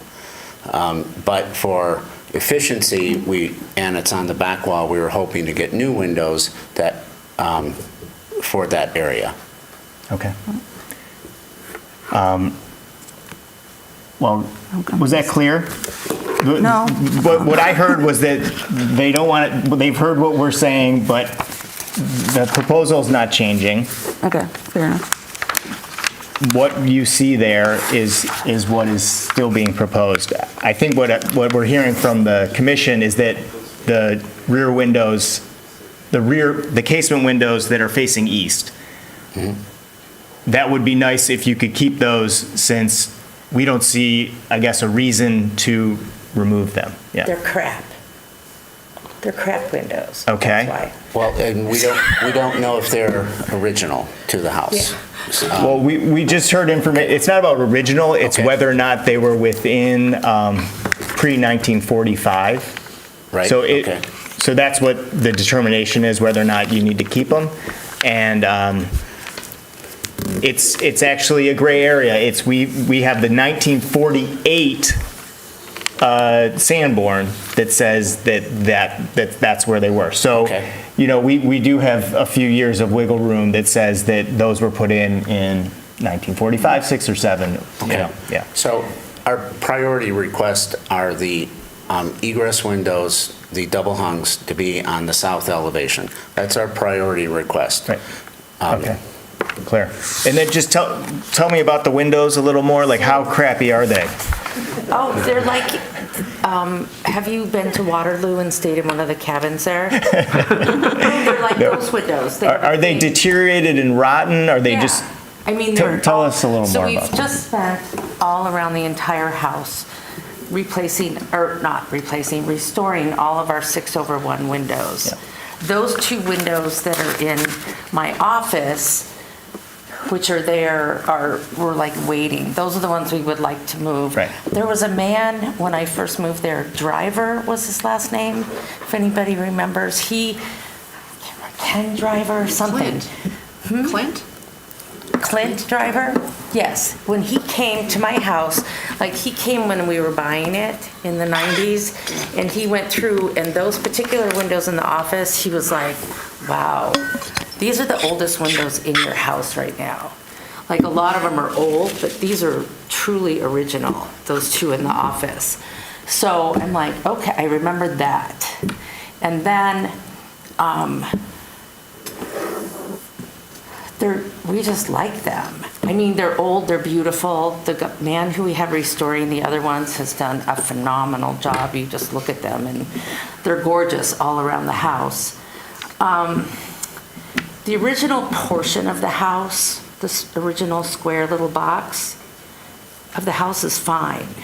When they added the bedrooms, we had flat roof, an issue. Like every addition to this house has caused problems. okay. The kitchen added on caused a problem. The bathroom off the dining room is where all the weird stairway is, and has caught, all of that's a problem. I appreciate all that. Do you have anything else to say about the casement windows that you're looking to replace? The casement windows in the bedroom need to be replaced. Okay. And they have like a wood framing on them, and it's not it doesn't have a foundation underneath. We're putting a foundation underneath that room. Okay, very good. Thank you, Vicki. Appreciate that. Thank you, Jeff. Thank you. Yep, I appreciate that as well. That's helpful extra comments. Okay, so the proposal stands as is. We could split the motion one more time. Could we Sounds like there's, Oh, sorry, go ahead. yeah, that just sounds like almost what I've heard is that the, is this road? We got north? Yeah, okay. So the south-facing windows to the right are for egress. They're So- it just sounds like those. So we've I'm not said they hearing. can take them out. We know they're going to have to put an egress window in there. Right. Right. So Yeah. can we So let I'm- them put the ones they just took out? Yeah, there? I'm cool with that. Yeah, I I think mean, we're all- so I guess the question is, we can go with the motion and see what people say, but, like I said, I'm just reiterating, unless the applicant provides like some sort of documentation, photo documentation that the windows are deteriorated beyond repair Yeah. on that back wall, it doesn't meet the standards, in my opinion. Yeah. Could we approve this with the condition that those 3 windows on the rear remain? Two windows. Two windows, yes, Yeah. I'm sorry. Yeah, or we could change the motion so that it doesn't include those, and then we could do another motion or something that just includes those. But, okay, yeah, I think that I would just like to ask staff, like, do you have any information on these east-facing windows, the casement windows? Can we just look at a photo real quick I and see? think I can pull up a photo. Yeah. In terms of their condition, Yeah. I don't know, but we know they're wood. Yeah. But let me see if I can find a photo. Sure. It's, Can I ask a question of the applicant? of course. When you said you had the other windows restored, or Yes. many of the other windows Right now. restored? I mean, Yeah. well, Those are the last those are the last two. two. They just finished in the past since they started in January, restoring the So windows. have those been evaluated by the person who's doing the restoration? I mean, he was ready to take them and go restore them, but because they're old, the glass is like falling out. We have an outside window protecting them. But yeah, they repair all of the wood. Which between windows all are the you six talking about? windows. The two casement windows on the rear Oh, those elevation. windows. Have they Yes. evaluated Yeah. those windows? No. Because that's what we're trying to are those windows, do you have any documentation that shows that those windows are beyond repair? Wait, is that them right there? I mean, they That's look, them. This is what was included in the application. That's the window from the inside. it looks Pretty good. And yeah. outside, they have metal storms. storm, yeah.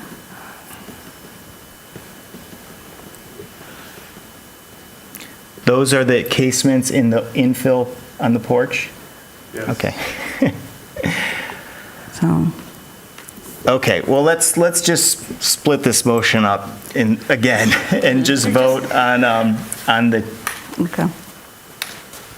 take the casements out of the motion. Let's vote, or you can reword. Yeah.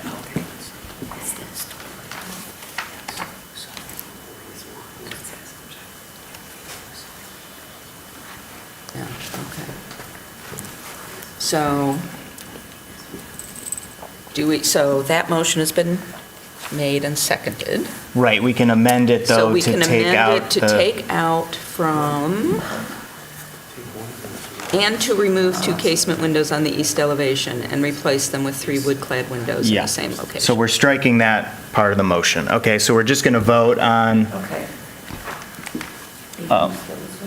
I have a suggestion. Yeah, what's going on, that may Jay? help.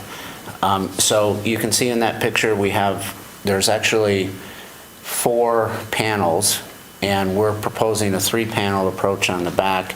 Would it be acceptable if we salvaged all of those windows as well and put them in a 3-gang placement on that back wall?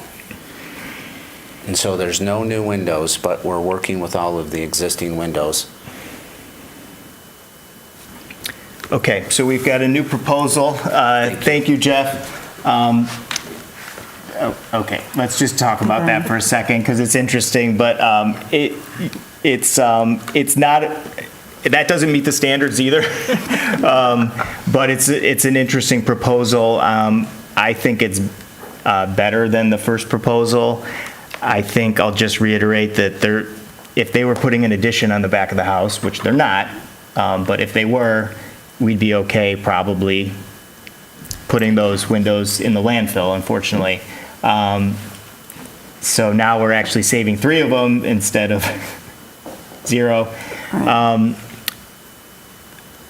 So anyway, I'm debating that, and I assume that it doesn't meet the standards for you? Not in my opinion. Yeah. But it's just my opinion. No, I I think appreciate it's that. clear that it doesn't meet the standards, Yeah. but it's, a lot of times that Yeah. what you're doing doesn't meet the standards, but the overall project is sort of meeting it. Cumulative, yeah. So, I mean, I do appreciate that. Hey, let's compromise and let's use one of the casements from the side that's going to be thrown in the landfill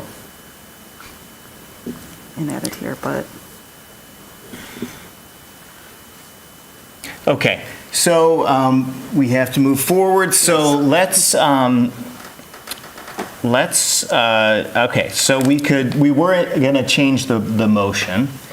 That's sort of kicking the can down the road, but at least we will move forward. So let's at least vote on that motion. Well, then you'll have to read a whole new motion, and that could be Yeah. tricky. So, Well, so we could amend our amendment so that after we get done with the two casement windows. well, hold on a second. Let me just ask what's Yeah, going do we on here. want- So yeah. that's the proposal on the table. Do you have a comment on that? Like, where do you stand on that? I mean, I would support the change.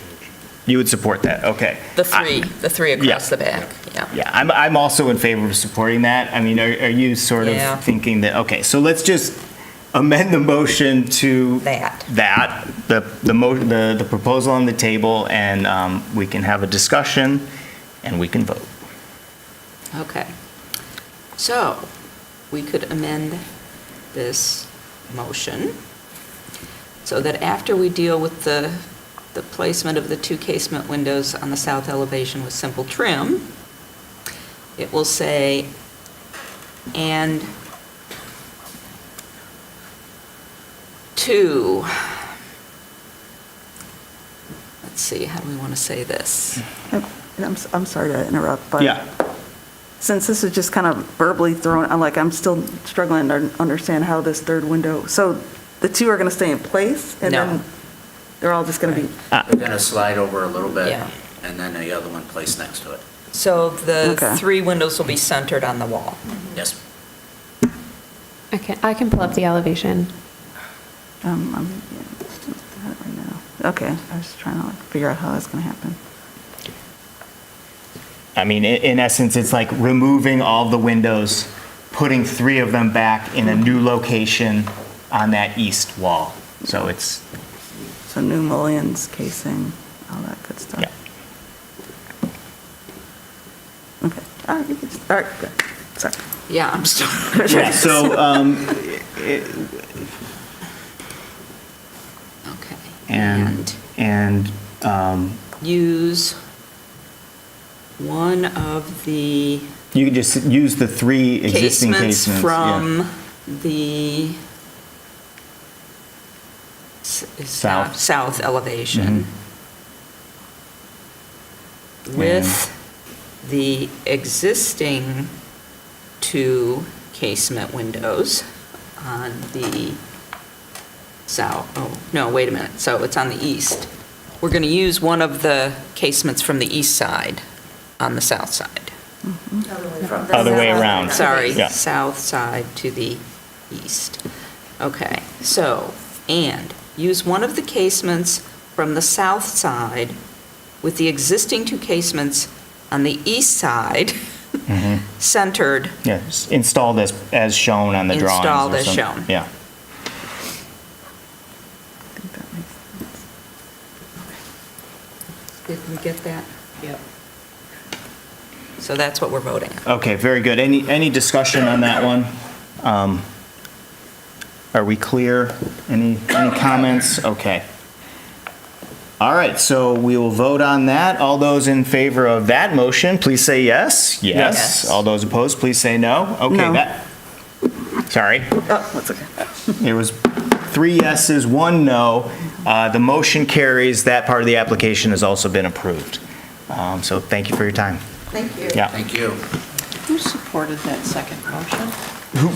The three of us supported it, and No, Commissioner... she means who Oh, sorry, who seconded it. seconded it? There wasn't one, actually. So I'll, oh, God, do we have to do it over? I'll The second it if second it's- motion, I don't know if we seconded it. No, there wasn't. I don't remember. I had Commissioner Ross seconded in my notes. I think, yeah, that, Both of them. Okay. Oh, that's right, because I feel like we both did it almost at the same time. yes, And that's right. Stephen. Okay, yes. Oh, Thank we you. read so many motions, Yeah. okay. Going to the motions. Okay, all good? Yeah. Okay, all right, so now we will, Thank you very much. thank you. Now we'll move on to another staff report here. We're up to F5, that's 630 South Ashley Street. Ms. Thatcher, the staff report, whenever you're ready.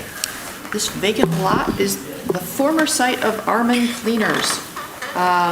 It's a fairly wide lot. It at one point had a house on the corner, and then a building was built next to this gray house that you see here.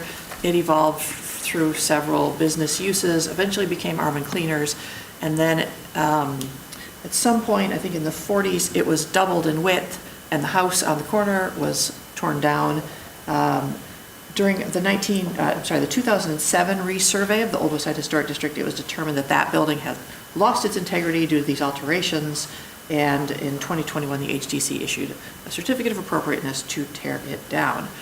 There was massive remediation on the site because of ground contamination from the dry cleaner use. That's all been completed. It's been filled back in, and now we have a lovely vacant lot in the Old West Side. So this proposal is to construct a duplex with an attached garage, plus a detached garage with an accessory dwelling unit upstairs. There's not much to show here. I've got this photo from West Mosley. Oops, where's my other photo? And then this one from the corner of West Mosley and South Ashley. If you look at the staff report, there are some old photos if you're interested. I didn't include them here. So the proposal is to construct two units. They're each 3 stories. This one is called Unit B on the north. This one is called Unit A. And they're connected by a single-story garage in the middle. And then in the back, there's a detached garage with an accessory dwelling unit on the second floor. You can see that there are 2 curb cuts, one on each street, one for each garage. Let's see, let me go down. The tan areas are roof decks, potential roof decks for the 3rd floors of these buildings. The 3rd floors are not as large as the footprints of the buildings. I talk about them like they're 2 separate houses because that's sort of the appearance, is that they look like 2 separate houses with a garage connecting them in the middle. Technically, they're a duplex. Let's see, each of these has egress windows. Let's see, Unit A, which is the south unit, has one that is along West Mosley Street, which is sort of an unusual placement for an egress window. But if you think about how we regulate egress window wells, it's all about how to add them to existing historic structures. It doesn't address brand new construction.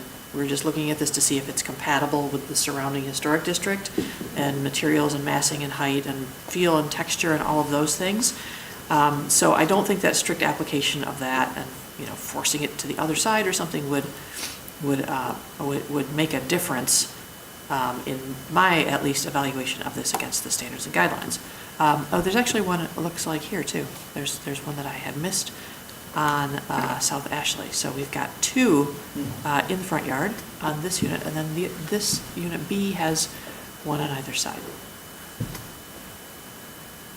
Okay, first floor plan.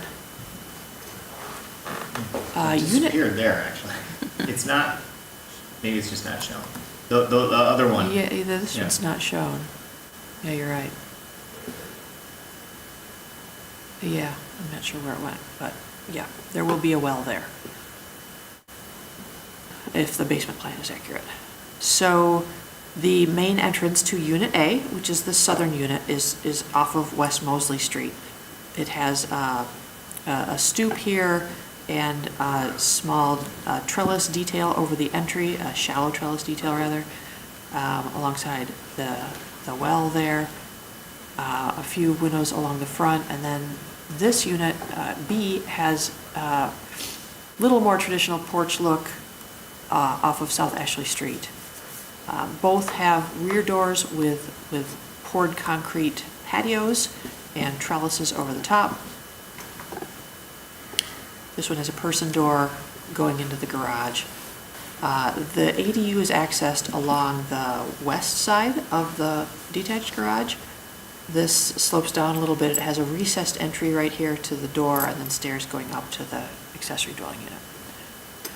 Here is the second floor plan. You see lots of bedrooms, some popped out box bay windows of a sort. And third floors on units A and B are, like I said, partial. They don't cover the whole footprint, and each has composite decking up there.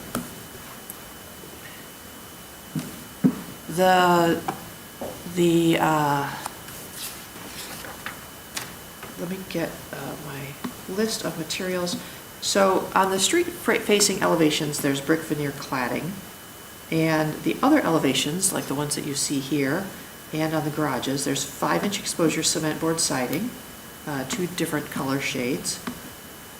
All of the windows are gelled-wen aluminum-clad wood in 3 styles, casement awning or fixed picture windows. These are shown as double hung windows or hung windows, sash over sash. I don't think that's correct because the window schedule doesn't show any 4/4 windows. They're all casements, so I think that that's just a little bar across the middle of the drawing. Right, simulated double hung. I don't know, we'll find out from the applicants when we get to that. Let's see. And there wasn't any information on the muntins on any of these windows as they're shown, so staff did condition the proposed motion on the use of exterior and interior applied muntins with an interior spacer, which is your norm for false or fake muntin windows. The project, let me get through this first. This is the south elevation of Unit B. So this is the sort of the middle of these buildings with the cutaway of the garage here. You see how the brick wraps around the front. That'll make more sense in a second. Okay.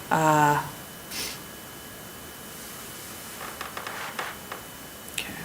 I hope that my elevations are just out of order in the slideshow here because I'm missing a couple. I know that they're in the packet. So here's what it'll look like with the cementitious siding, composite siding,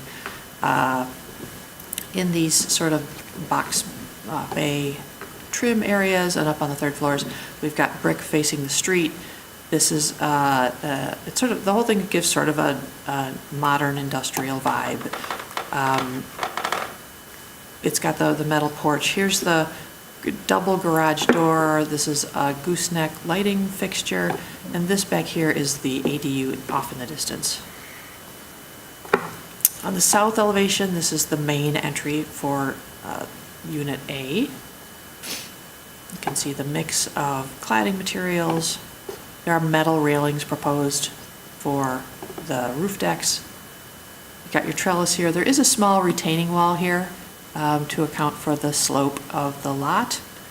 And the patio is beyond it, I believe. Yeah, here's the rest of our elevations. This is the street facing Ashley. And facing Mosley.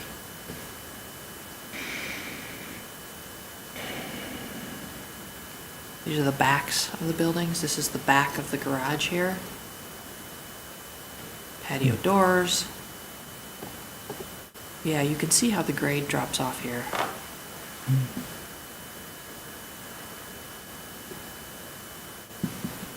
Garage elevation's pretty simple, pretty straightforward.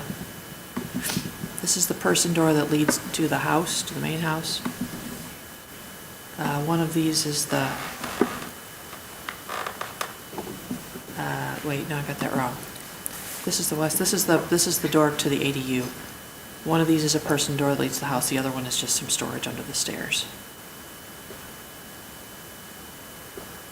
North elevation, more brick and siding. I've read to you the standards 9 and 10. I've read to you, not this one, from the Secretary of the Interior Guidelines for Building Sites, recommended to design new exterior additions or adjacent new construction, which is compatible with the historic character of the site, which preserves the historic relationship between a building or buildings, landscape features, and open space. It's recommended to retain historic relationships on the site. Really, there are no historic relationships on this site anymore, so we're kind of looking at the broader neighborhood. It's not recommended to introduce new construction, which is visually incompatible, or to introduce a new building that's out of scale or otherwise inappropriate. It's not recommended to introduce new constructions into historic districts that's visually incompatible or that destroys relationships within the district or the neighborhood. From the Ann Arbor Historic District Design Guidelines for new construction, it's appropriate to retain historic relationships, design new features that are compatible with the historic character of the site, district, and neighborhood. It's also appropriate to base the site location of new buildings on existing district setbacks, orientation, spacing, and distance between adjacent buildings. I think that this proposal actually does an outstanding job of that. It's taken into account adjacent buildings on 2 different streets, made appropriate adjustments to the front setbacks and how they relate to the buildings in the rest of the district. It is appropriate to design new buildings to be compatible with but discernible from surrounding buildings that contribute to the overall character of the historic district in terms of height, form, size, scale, massing proportions, and roof shape. These buildings are 3 stories tall, and there's a 3-story building, a 2.5-story building right next door. The footprints are very compatible with the historic buildings in the surrounding district. If you look at each of the units separately and the garage in between. Certainly the buildings are discernible from surrounding buildings. They are of their time. This is a popular industrial design look from the 2020s. And I think it really reads as such. And 50 years from now, you'll be able to look back and say, oh yeah, that's one of those 2020s buildings. It's appropriate to design new sidewalks, entrances, steps, porches, and canopies to be consistent with the historic rhythm established in the district. It's not appropriate to introduce new construction which is visually incompatible in terms of size, scale, design, materials, and texture, or which destroy relationships on the site of the district. I don't think any of those are an issue with this one.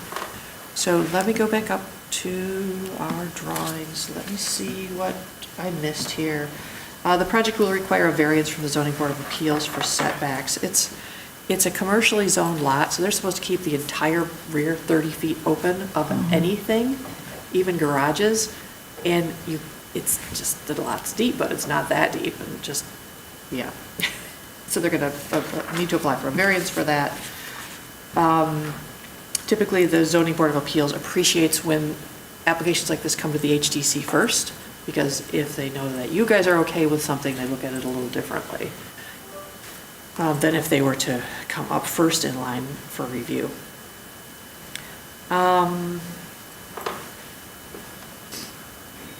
Yeah, I really, staff believes that the massing and the materials are appropriate. The design is of its time. The setbacks are appropriate with the surrounding buildings and neighborhood. And staff recommends approval. Thank you.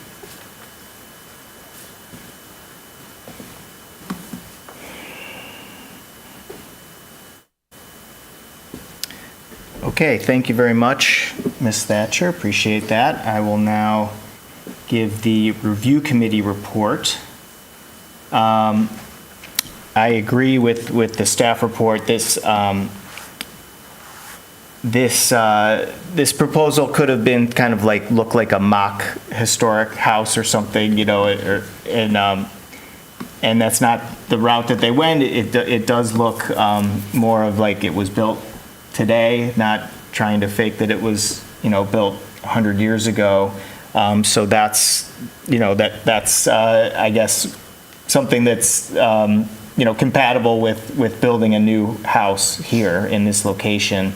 There's a slide in a lot of times the proposals that we get for like new construction within a historic district, they show a bunch of slides about existing, you know, what's existing in the neighborhood and what are all the things. I think this application is very confident that they're compatible. They only showed, I think they know that they're compatible. They only showed one slide.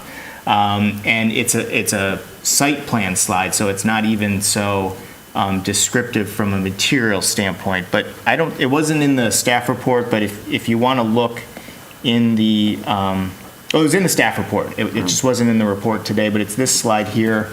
Did you see this slide in the? Yeah. Yeah. So that shows the context. So at least, you know, they're aware of the context clearly from the design, but it's really, to me, taking, well, I guess if you see on that street there, the massing of and size of the single-family homes on Ashley Street are more or less the same as what's being proposed.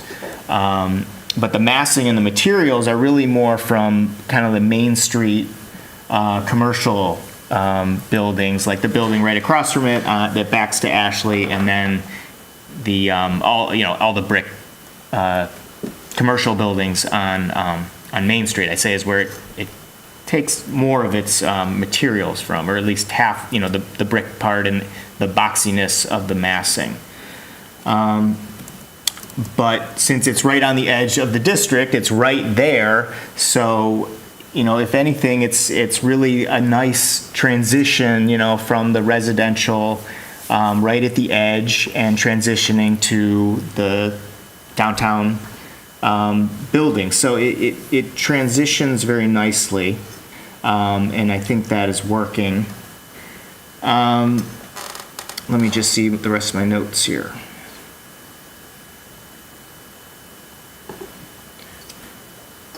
Very good. Okay. The one thing that it struck my eye as being curious, or one of the things, was the area wells that are in the front open space, and I wasn't actually so aware of them when I was on the site, so I can't really tell you. I noticed them later after looking at the report. So I think we'll just have to, imagine the setbacks are 15 feet, so they're right there near the sidewalk. Other things I was curious about that I'd like to hear from the applicant is, one of the kind of Old West Side, the things that a lot of the Old West Side homes have is that, like a full width front porch, and neither of these homes have, anything really close to that. And also I just feel like for compatibility, I would have expected, kind of that full front porch, and to have both entrances be on Ashley. For me, that just seems kind of like that would be the default. So I'm curious as to why we don't have those kind of style of porches, and one of the porches is actually entering in off of Mosley there. Okay, so that's the report. Let's move on to the next part here, which is the applicant comments. So would the applicant please approach the podium, provide your name and address for the record. The floor is yours for 5 minutes. Thank you. Okay, my name is Mark Reuter of Reuter Associates Architects, and my office is at 515 Fifth Street. I'm here with Dan from Maven Construction, Dan Williams, who may add some things. That slide that's up there, I'd like to talk about that a little bit. Dan started working on this about 3 years ago, and I started working on it about that 3 years ago too. So we had a lot of time to think about this site. We met with Jill Thatcher 3 times, maybe even 4 times during the course of the 3 years, and presented many schemes. We had townhouse schemes. We had parking underneath the schemes like we've done on Davis Street and other streets. And none of those were particularly getting at what we thought was and what Jill thought was the scale and kind of character of this neighborhood. Now, looking at that slide there with the green space, one of the things that I've always liked to do when we have a corner lot is to address both streets and not turn your back on one street. And the townhouse scheme really aligned the townhouses. You had a kind of a backside, so you could. There were a couple of ways to orient those townhouses, but the way we did it, we always ended up with a whole lot more paving on that site than we did if we took an approach like this. And as you look at the amount of green on this space, and the slide that previously showed the old Arm and Cleaners on there, probably 85% of that lot was covered with roofs and concrete. And I haven't done the calculations on this yet. When we go to planning, I will do the calculations, the open space. But you can see that it's probably close to 67%, 60 or 70% maybe green space on this site. And the context slide that was shown earlier, I think it's C12. Can you put that up? C2. Again, Jill. I'm not sure which. It's C2. Sure, yeah. Oh, what? That's okay.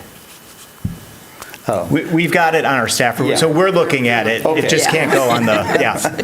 Well, then, I think the size of the buildings and the character of the buildings is somewhat even smaller than some of the houses next door. And then there is a slide towards the last in the report, which shows the relative heights of the buildings on either side. And the accessory building is much shorter than an accessory building is allowed to be, and it's quite a bit shorter than the house adjacent to it. And the house next to Unit B there on the north is a fairly tall house, and it doesn't really overwhelm that house. So those are the main things I wanted to talk to you about. I think one of the things that you just brought up was the egress, the large egress well there. And if we're going to do an egress well and we want to make the lower living area really habitable, not just a basement with a climb-out shallow little well, the south-facing side was a place to do a really nice egress well there that was more than an egress well. It was like a not sunken garden, that's overemphasizing it, but it gets a lot of light into a really nice space down there and adds a lot of livability to that lower level. So that's why that egress well is there. Dan, do you have anything to add to that? So I can answer questions here if you have any. Yeah, any questions? I guess, could you talk about, in terms of compatibility and the locating of the garage for Unit B so close up to the sidewalk, where you don't really see that anywhere else in the near vicinity? You're talking about the garage being, say that again? So you've got the garage, Unit B, pushed pretty close up to the sidewalk as compared to the other historic houses where the garage is kind of in the backyard. Yeah. So that's kind of creating an uncommon situation where the garage is like right up there. So it's just kind of, can you talk about that? So one of the trade-offs there is getting light and air and green space to both of those units. So, and the other trade-off is, can you park a car in front of the garage without crossing over the sidewalk?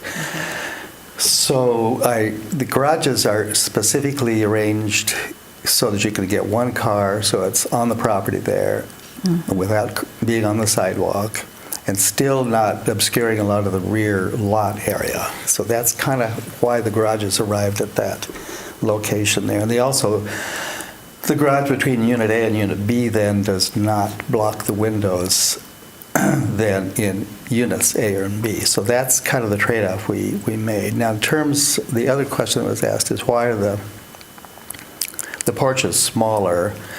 I think the staff report brought up a good point that this has been a commercial corner since at least 1925, maybe.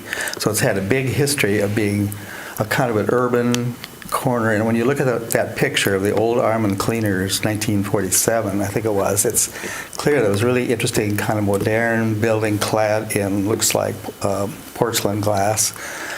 And so it's had that kind of, that site has had that character for many years. And of course, that corner has been a very commercial corner for a long time. And so Dan and I talked about this for quite a while over the 3 years. And we tried out a lot of schemes for this. And what seemed to be the most natural for that was to create a kind of a more commercial looking flat-roofed building in this area to reflect what was on the other parts that were not historic. So I don't know if I answered your question, Ms. Ross, or not, but. For the most part. Thank you. Any other questions for Mark or Dan? All right, thank you, Mark, appreciate it. Dan, anything to add, or you're all right over there? Okay, very good. Okay, so now we will open the public hearing for this application. It is 630 South Ashley Street. No one's approaching the podium. Do we have anyone virtually? No, very good. We will close the public hearing, and I will ask if there is a commissioner who would like to make a motion on this I application. can do it. It's going to be one of you two, because he's... Jennifer said Oh, Okay, done. yes, please. sorry. I move that the commission issue a certificate of appropriateness for the application at 630 South Ashley Street, a vacant lot in the Old West Side Historic District, to construct a duplex and a detached garage with an accessory dwelling unit on a vacant lot on the following condition: that all windows with divided lights use muntins applied to the exterior and interior of the glass and a corresponding spacer between the glass. The work as condition is compatible in exterior design arrangement, texture, material, and relationship to the surrounding area, and meets the Ann Arbor Historic District design guidelines for all new construction and the Secretary of the Interior standards for rehabilitation and guidelines for rehabilitating historic buildings, in particular standards 9 and 10, and the guidelines for building site and district/neighborhood. Second.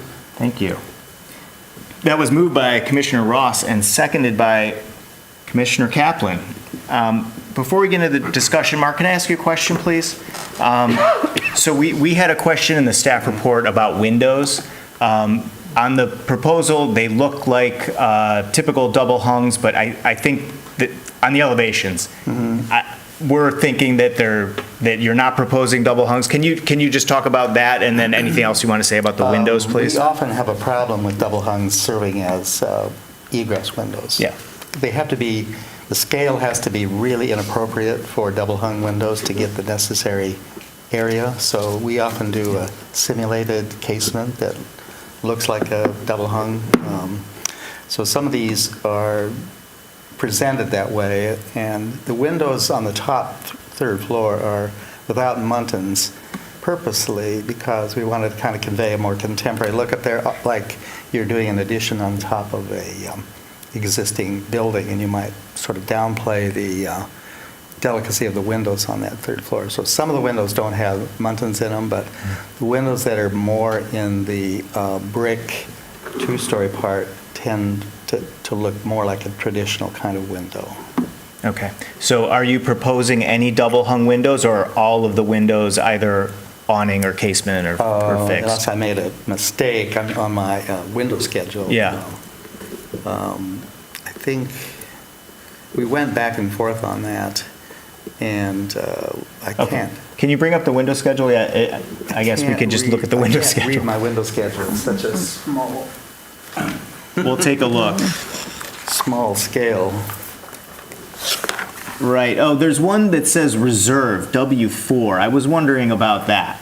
Because the rest say awning and casement, or That fixed. is like a placeholder for a window that we maybe forgot about. So we often put that in. So there are no W4s?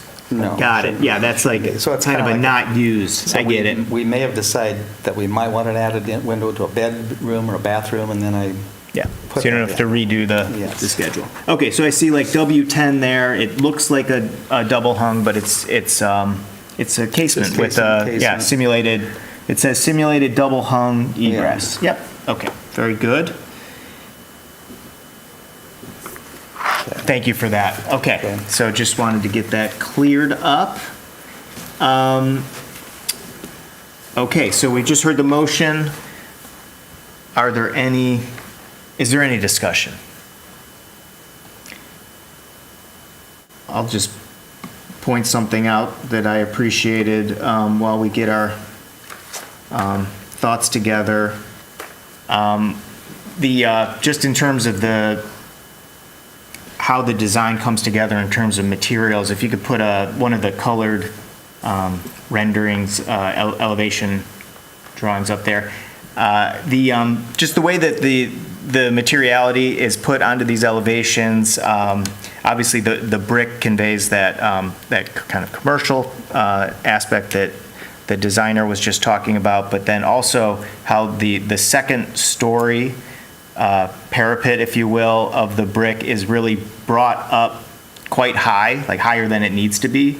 And so you can see, like, we've got a 10-foot 2 first floor, a 9-foot second floor, but that brick is brought up, and I think it just will minimize the third story. I mean, it does, obviously. It's quite effective at where, yes, we're seeing a 3-story massing, but I think with that raised parapet and then also that it's set back with those patios, probably will feel not like a 3-story necessarily.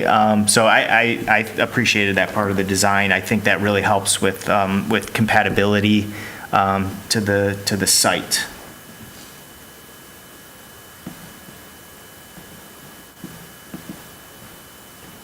Commissioner Ross, any thoughts here? No, pretty straightforward for me. Yeah. Okay, anything, Commissioner Fortner, Commissioner Kaplan? No more comments, okay. All right, well, I don't have anything else either, so let's just go to a vote. All those in favor of the motion, please say yes. Yes. All those opposed, please say no. The motion carries. Your application's been approved. Thank you very much. Thank you very much. Sure, take care. Okay, so that is almost all the hearings. We do have another hearing listed.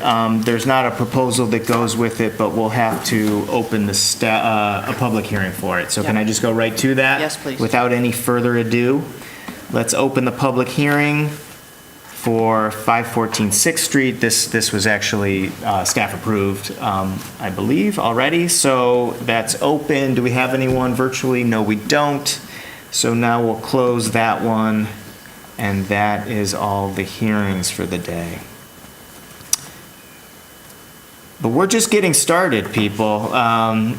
So, because we've got some new business tonight on the agenda. We've got 2 items, and I believe both of them are from staff, right? So we'll just These won't take long. throw it tonight. over to you. No guarantees for the upcoming months, but tonight will be quick.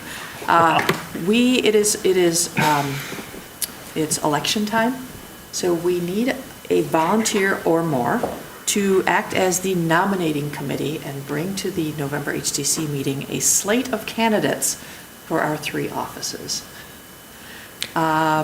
Commissioner Rockland, is this your first term as chair? I think it likely is, yeah. I mean, I took over for Commissioner Epperson, but I don't know if I did a full, this is probably my first term. Yeah, this is your first term, so Yeah. you get to do another one if you would like. Okay. And, Sure. Commissioners Kaplan and Fortner, these are also your first terms in office, correct? So it doesn't matter if you're already in office, you could still be the nominating committee. We just need somebody to put forward a slate. And if any of the 3 of you have an issue with this right now and don't want to be an officer, starting next month, speak now or forever hold your peace. You don't want to be an officer? Okay. So the position of, are you the vice chair or the Secretary, yeah. That's right, Kathy's the I got vice. promoted when Jessica. So we will need a new nominee for secretary. Like, that could be Commissioner Ross, perhaps? It could be, If or she's interested. Commissioner Smith or Commissioner Calderon. Well, I think we should assign one of the members to be the Well, I mean, committee. I could be the committee person. You want to be the committee? Yes, I can do that. Okay. Good, then you'll have some insight as into Yes. whether or not you want that position. I will have tons of Since you're insight here, into I that. feel like, you at least get first dibs at hearing about it, so thank you. Okay. So you should contact those 2 members and see if they're interested, or Okay. you're welcome to phrase it as, I'd like to pick you. Are you okay with that? Okay. Your choice of approaches. Gotcha. Okay. Because you're the committee. All right, I'm on it. Is this something that Commissioner White did for like I was gonna 18 say, how years many straight? years? He did Somebody it else has for been- all the years. Yeah, Yep, So yep, this he had it is, down pat. there's a New great ground. legacy Wow, of that's this a lot of- committee that that's a lot of Commissioner stress. White did for almost 2 decades. So Okay. thank you, Commissioner Ross, for filling those large shoes. You're more than capable, so It's a we lot of- appreciate it. A lot of stress, what I can do. Okay. Okay. Moving on, design guidelines, assignment, and review. This is our first set of design guidelines that we're kind of working out bugs as we go, and we want to know from you guys what works and what doesn't as we move forward. I did email out the guideline, Yeah. the design guidelines draft. It's got kind of bad formatting and stuff. Please don't look at that. It was an InDesign document, and it got translated into Word. It's kind of wonky, but we don't care about formatting because we're going to redo all that anyway at the end. Are you going to do it in Word or InDesign? I'm just We're curious. not going to do it in InDesign. Then do it in Word. We're going to do it in Word, Okay. yeah. Yeah. Yeah, unless that proves to be a problem, It's just then we might go to hard publisher. to manage photos in Word. The It's photos very are, it's going to difficult. be simplified. It's Yeah. not going to have 3 columns the Okay. way the current one does. Yeah. It'll have to be redesigned. The formatting will have to be Yeah. redesigned. Okay. Overall. It's Yeah. going to be an overhaul Yeah. formatting wise. Okay. So you should have received that document for your review. And please open it up at your earliest convenience and Yeah. just like click around in it, pretend you're making a comment, make sure you know where everything goes and how it all works.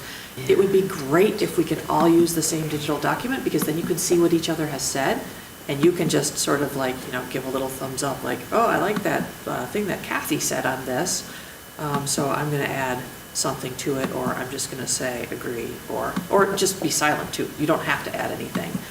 But it's nice if you see that somebody else has already made your same comment, so you don't have to duplicate and we don't have to sort them out later. I opened it up, took a look at it. It wasn't so clear that I could actually comment on it. Yeah. And there was That's an a experience. nice little screenshot that someone put in there that said, click this button because that will allow you to comment. And on my window, I couldn't find where that button was. That The was same my thing, experience, same thing yes. for you. There Okay. was no comment. Yeah. Okay, there was no little, I appreciated corner. the Yeah. description and the photo of Yeah. exactly what I was supposed to do, but couldn't do do it. It wasn't either there. of you have Word installed on your computers? Yes. Well, Yes? yeah, Steve does? I did it on my laptop where I don't, so I was thinking if I did it on my laptop with Word, I I would, have but, Word. yeah. Okay, so that's bad, that neither of you saw that, and Yeah. only one of you has it installed. Okay. It's possible that there's some sharing problem with the city's servers and, firewalls and things like that. So if anybody has any better ideas on how to do this, let me know. Mariana will jump on this and get a new version out next week, where either you'll be able to see everything, or we move it into like a PDF or something, which are not the best for commenting, but you really Right. want to be able to.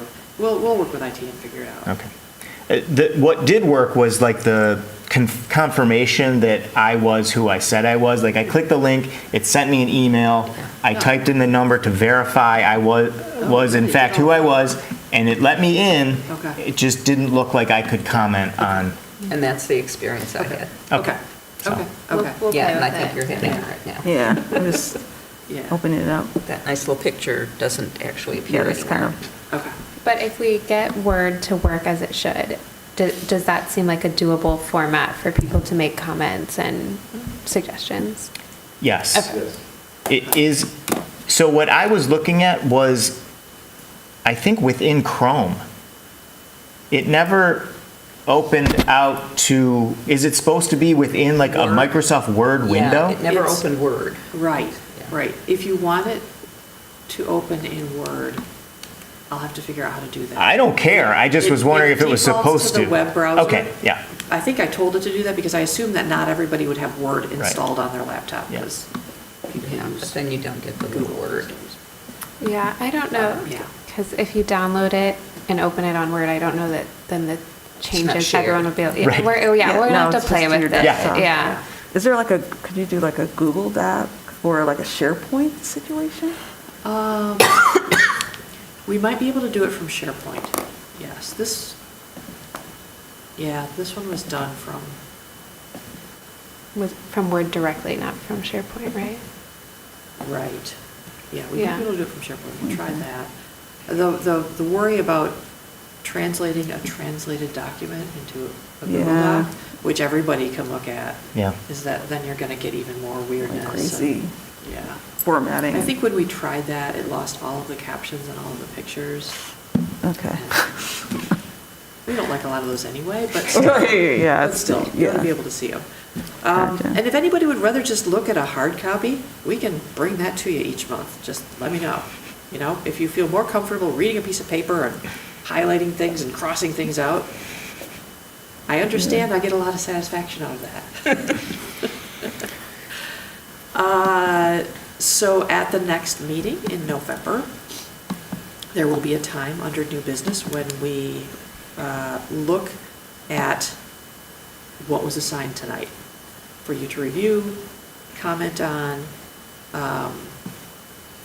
If we have time, well, Marianne and I will try to go through it before the day of the meeting, and, you know, so we have a feel for what your comments are. And if there are things that you have conflicts about that we really need to discuss, we'll make up a little list of those. But otherwise, we will run through it. The first couple months are going to be pretty easy because it's the introduction, and the next one will be the descriptions of all the historic districts. But then we'll probably the first of the year, we'll get into the real on-the-ground Technical design stuff. guidelines. Yeah. Do you guys have questions or suggestions? Or shall we just go with it and see what happens?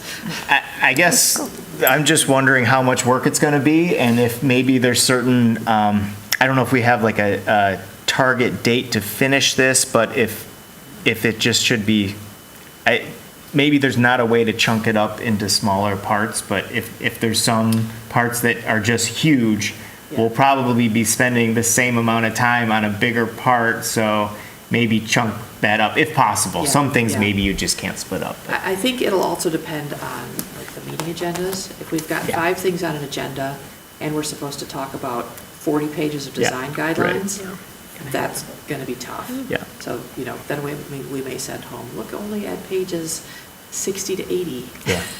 instead of Okay. 60 to 100, or something like that. But the opposite also holds true. If it's January and we're not expecting much on the agenda. Yeah, pile it on. Yeah, might give you a And bigger chunk. More homework. Overall, we do expect it to take about a year to do, Okay. and not including the formatting. Yeah.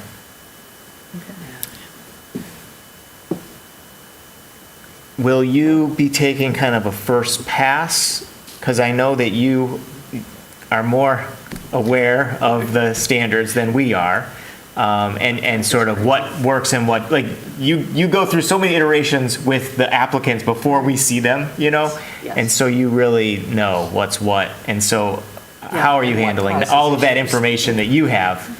So in the version that you're not able to comment on, it does have track changes for Mariana's comments and my Okay. own. Oh, okay. So you'll see lots of stuff that's in Okay. red and underlined, and other stuff that's crossed out. Great. And so we'll just be adding bullet points and taking them away, Yeah. and putting our own comments in the little comment boxes on the side to say, hey, look what we did here, you know, what do you think? Or we're really stuck on this one, we could use some help here, or this one's fine, we're just gonna leave it alone, that sort of thing. That sounds great.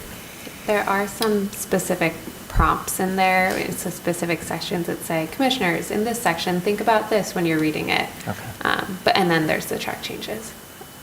Just make sure that you're looking at the comments too. Okay. All right? Okay, so we're going to get another version, another Yes, link. next week. Another, yeah. Yeah. Maybe tomorrow, probably next week. And if you could respond to that and let us know if it works or not. Sure thing. Yeah. Yeah. Yeah. All right, thank you. Okay, very good. That was the new business. So now we'll look at the minutes. There was minutes from our last month's meeting in September. So are there any corrections to the minutes? Okay, great.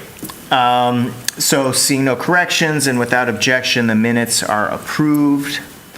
as presented. Once again, thanks to Brittany Alexander from the city behind the scenes here, but she's providing the agenda as well as the minutes for this evening, so thank you very much. Okay, we're now on to reports from commissioners. Do we have any reports this month? Seeing none, we will move on to the next item, which is assignments. And we've got a Tuesday in November, which something must be happening on Monday. Veterans Day. It's Veterans Day, of course, 11/11. So yeah, does anyone want to raise their hand for a noon? Thank you, Steve. Thank you. I might be not attending the November meeting, Okay. so I will let you know. I don't want to sign up for the review committee. I think there's a good chance that I'll be missing it, but I will confirm that with you. What's the date of 14th is the meeting. the meeting? Okay.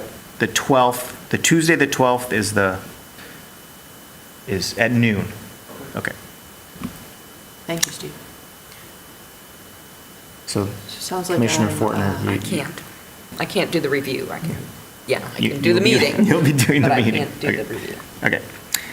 Okay, sounds like I'm asking Chip and Ben. Yes, please.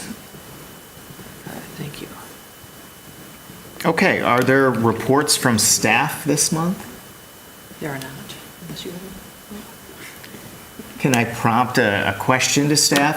I'm wondering if you have any, I know that 415 West Washington has been approved for removal. Whatever was approved is supposed to happen in October, I believe. Do you have any information on that? Okay, very good. Just thought I'd mention it as it is. That's the only information that I have. Yeah, there is that building is approved for demolition and should be happening soon. I haven't seen anything moving that forward. Okay, are there communications this month? Oh, actually, I had, sorry. Do you have a report or a concern? What do you Oh, have? I guess a question to staff, just based on I forgot the address of the application, but the one where there's a non-historic addition and they're replacing non-historic windows. I don't know, I was just thinking about maybe that's another thing that we can think about putting in a staff queue, staff approval Yes. queue. Yeah, I think we mentioned that on site. The reason that had to come here was because the openings were being enlarged, not the replacement of the windows. I could have staff approved that, but yes, if. Got you it. would So if that like project to- was just switching out the windows, you would Yeah. have been able to staff approve it. Okay. Yeah. But if you think it's appropriate for staff to allow changes to window sizes on post-1944 additions. I bet we could come up with a for it. percent, if it's changing by 50%, we Yeah. could probably come Yeah. up with some Yeah. wording Yeah. where, at least within that I boundary. was going to say, we're not facing the street, but two of these windows today were Were. facing the street, and Yeah. they're fine. So I like the idea of like a percentage, a certain percentage, just something to think about. Yeah. For sure. I'll pile on another question for staff. Any progress getting another commissioner, so we have a full vote of 7 here? I have put in reminders to others in City Hall that there is a candidate. And I just heard back today that they're prompting that process move along. So nothing has happened. Okay. But we might have a candidate still. Oh, But that's it. It's the Okay. same one as last month. oh, okay. Sorry, Is I that don't have any good, more or- news. Yeah. Yeah, no, it's good. I Okay. mean, I was a little bit worried that there was some problem, but it doesn't appear that there's some problem. Got It's it. just, we're just moving through the process. Thank you for that. Okay, well, I now adjourn the October 10th, 2024 HDC meeting at 9:39 PM. Thank you all. Thank you.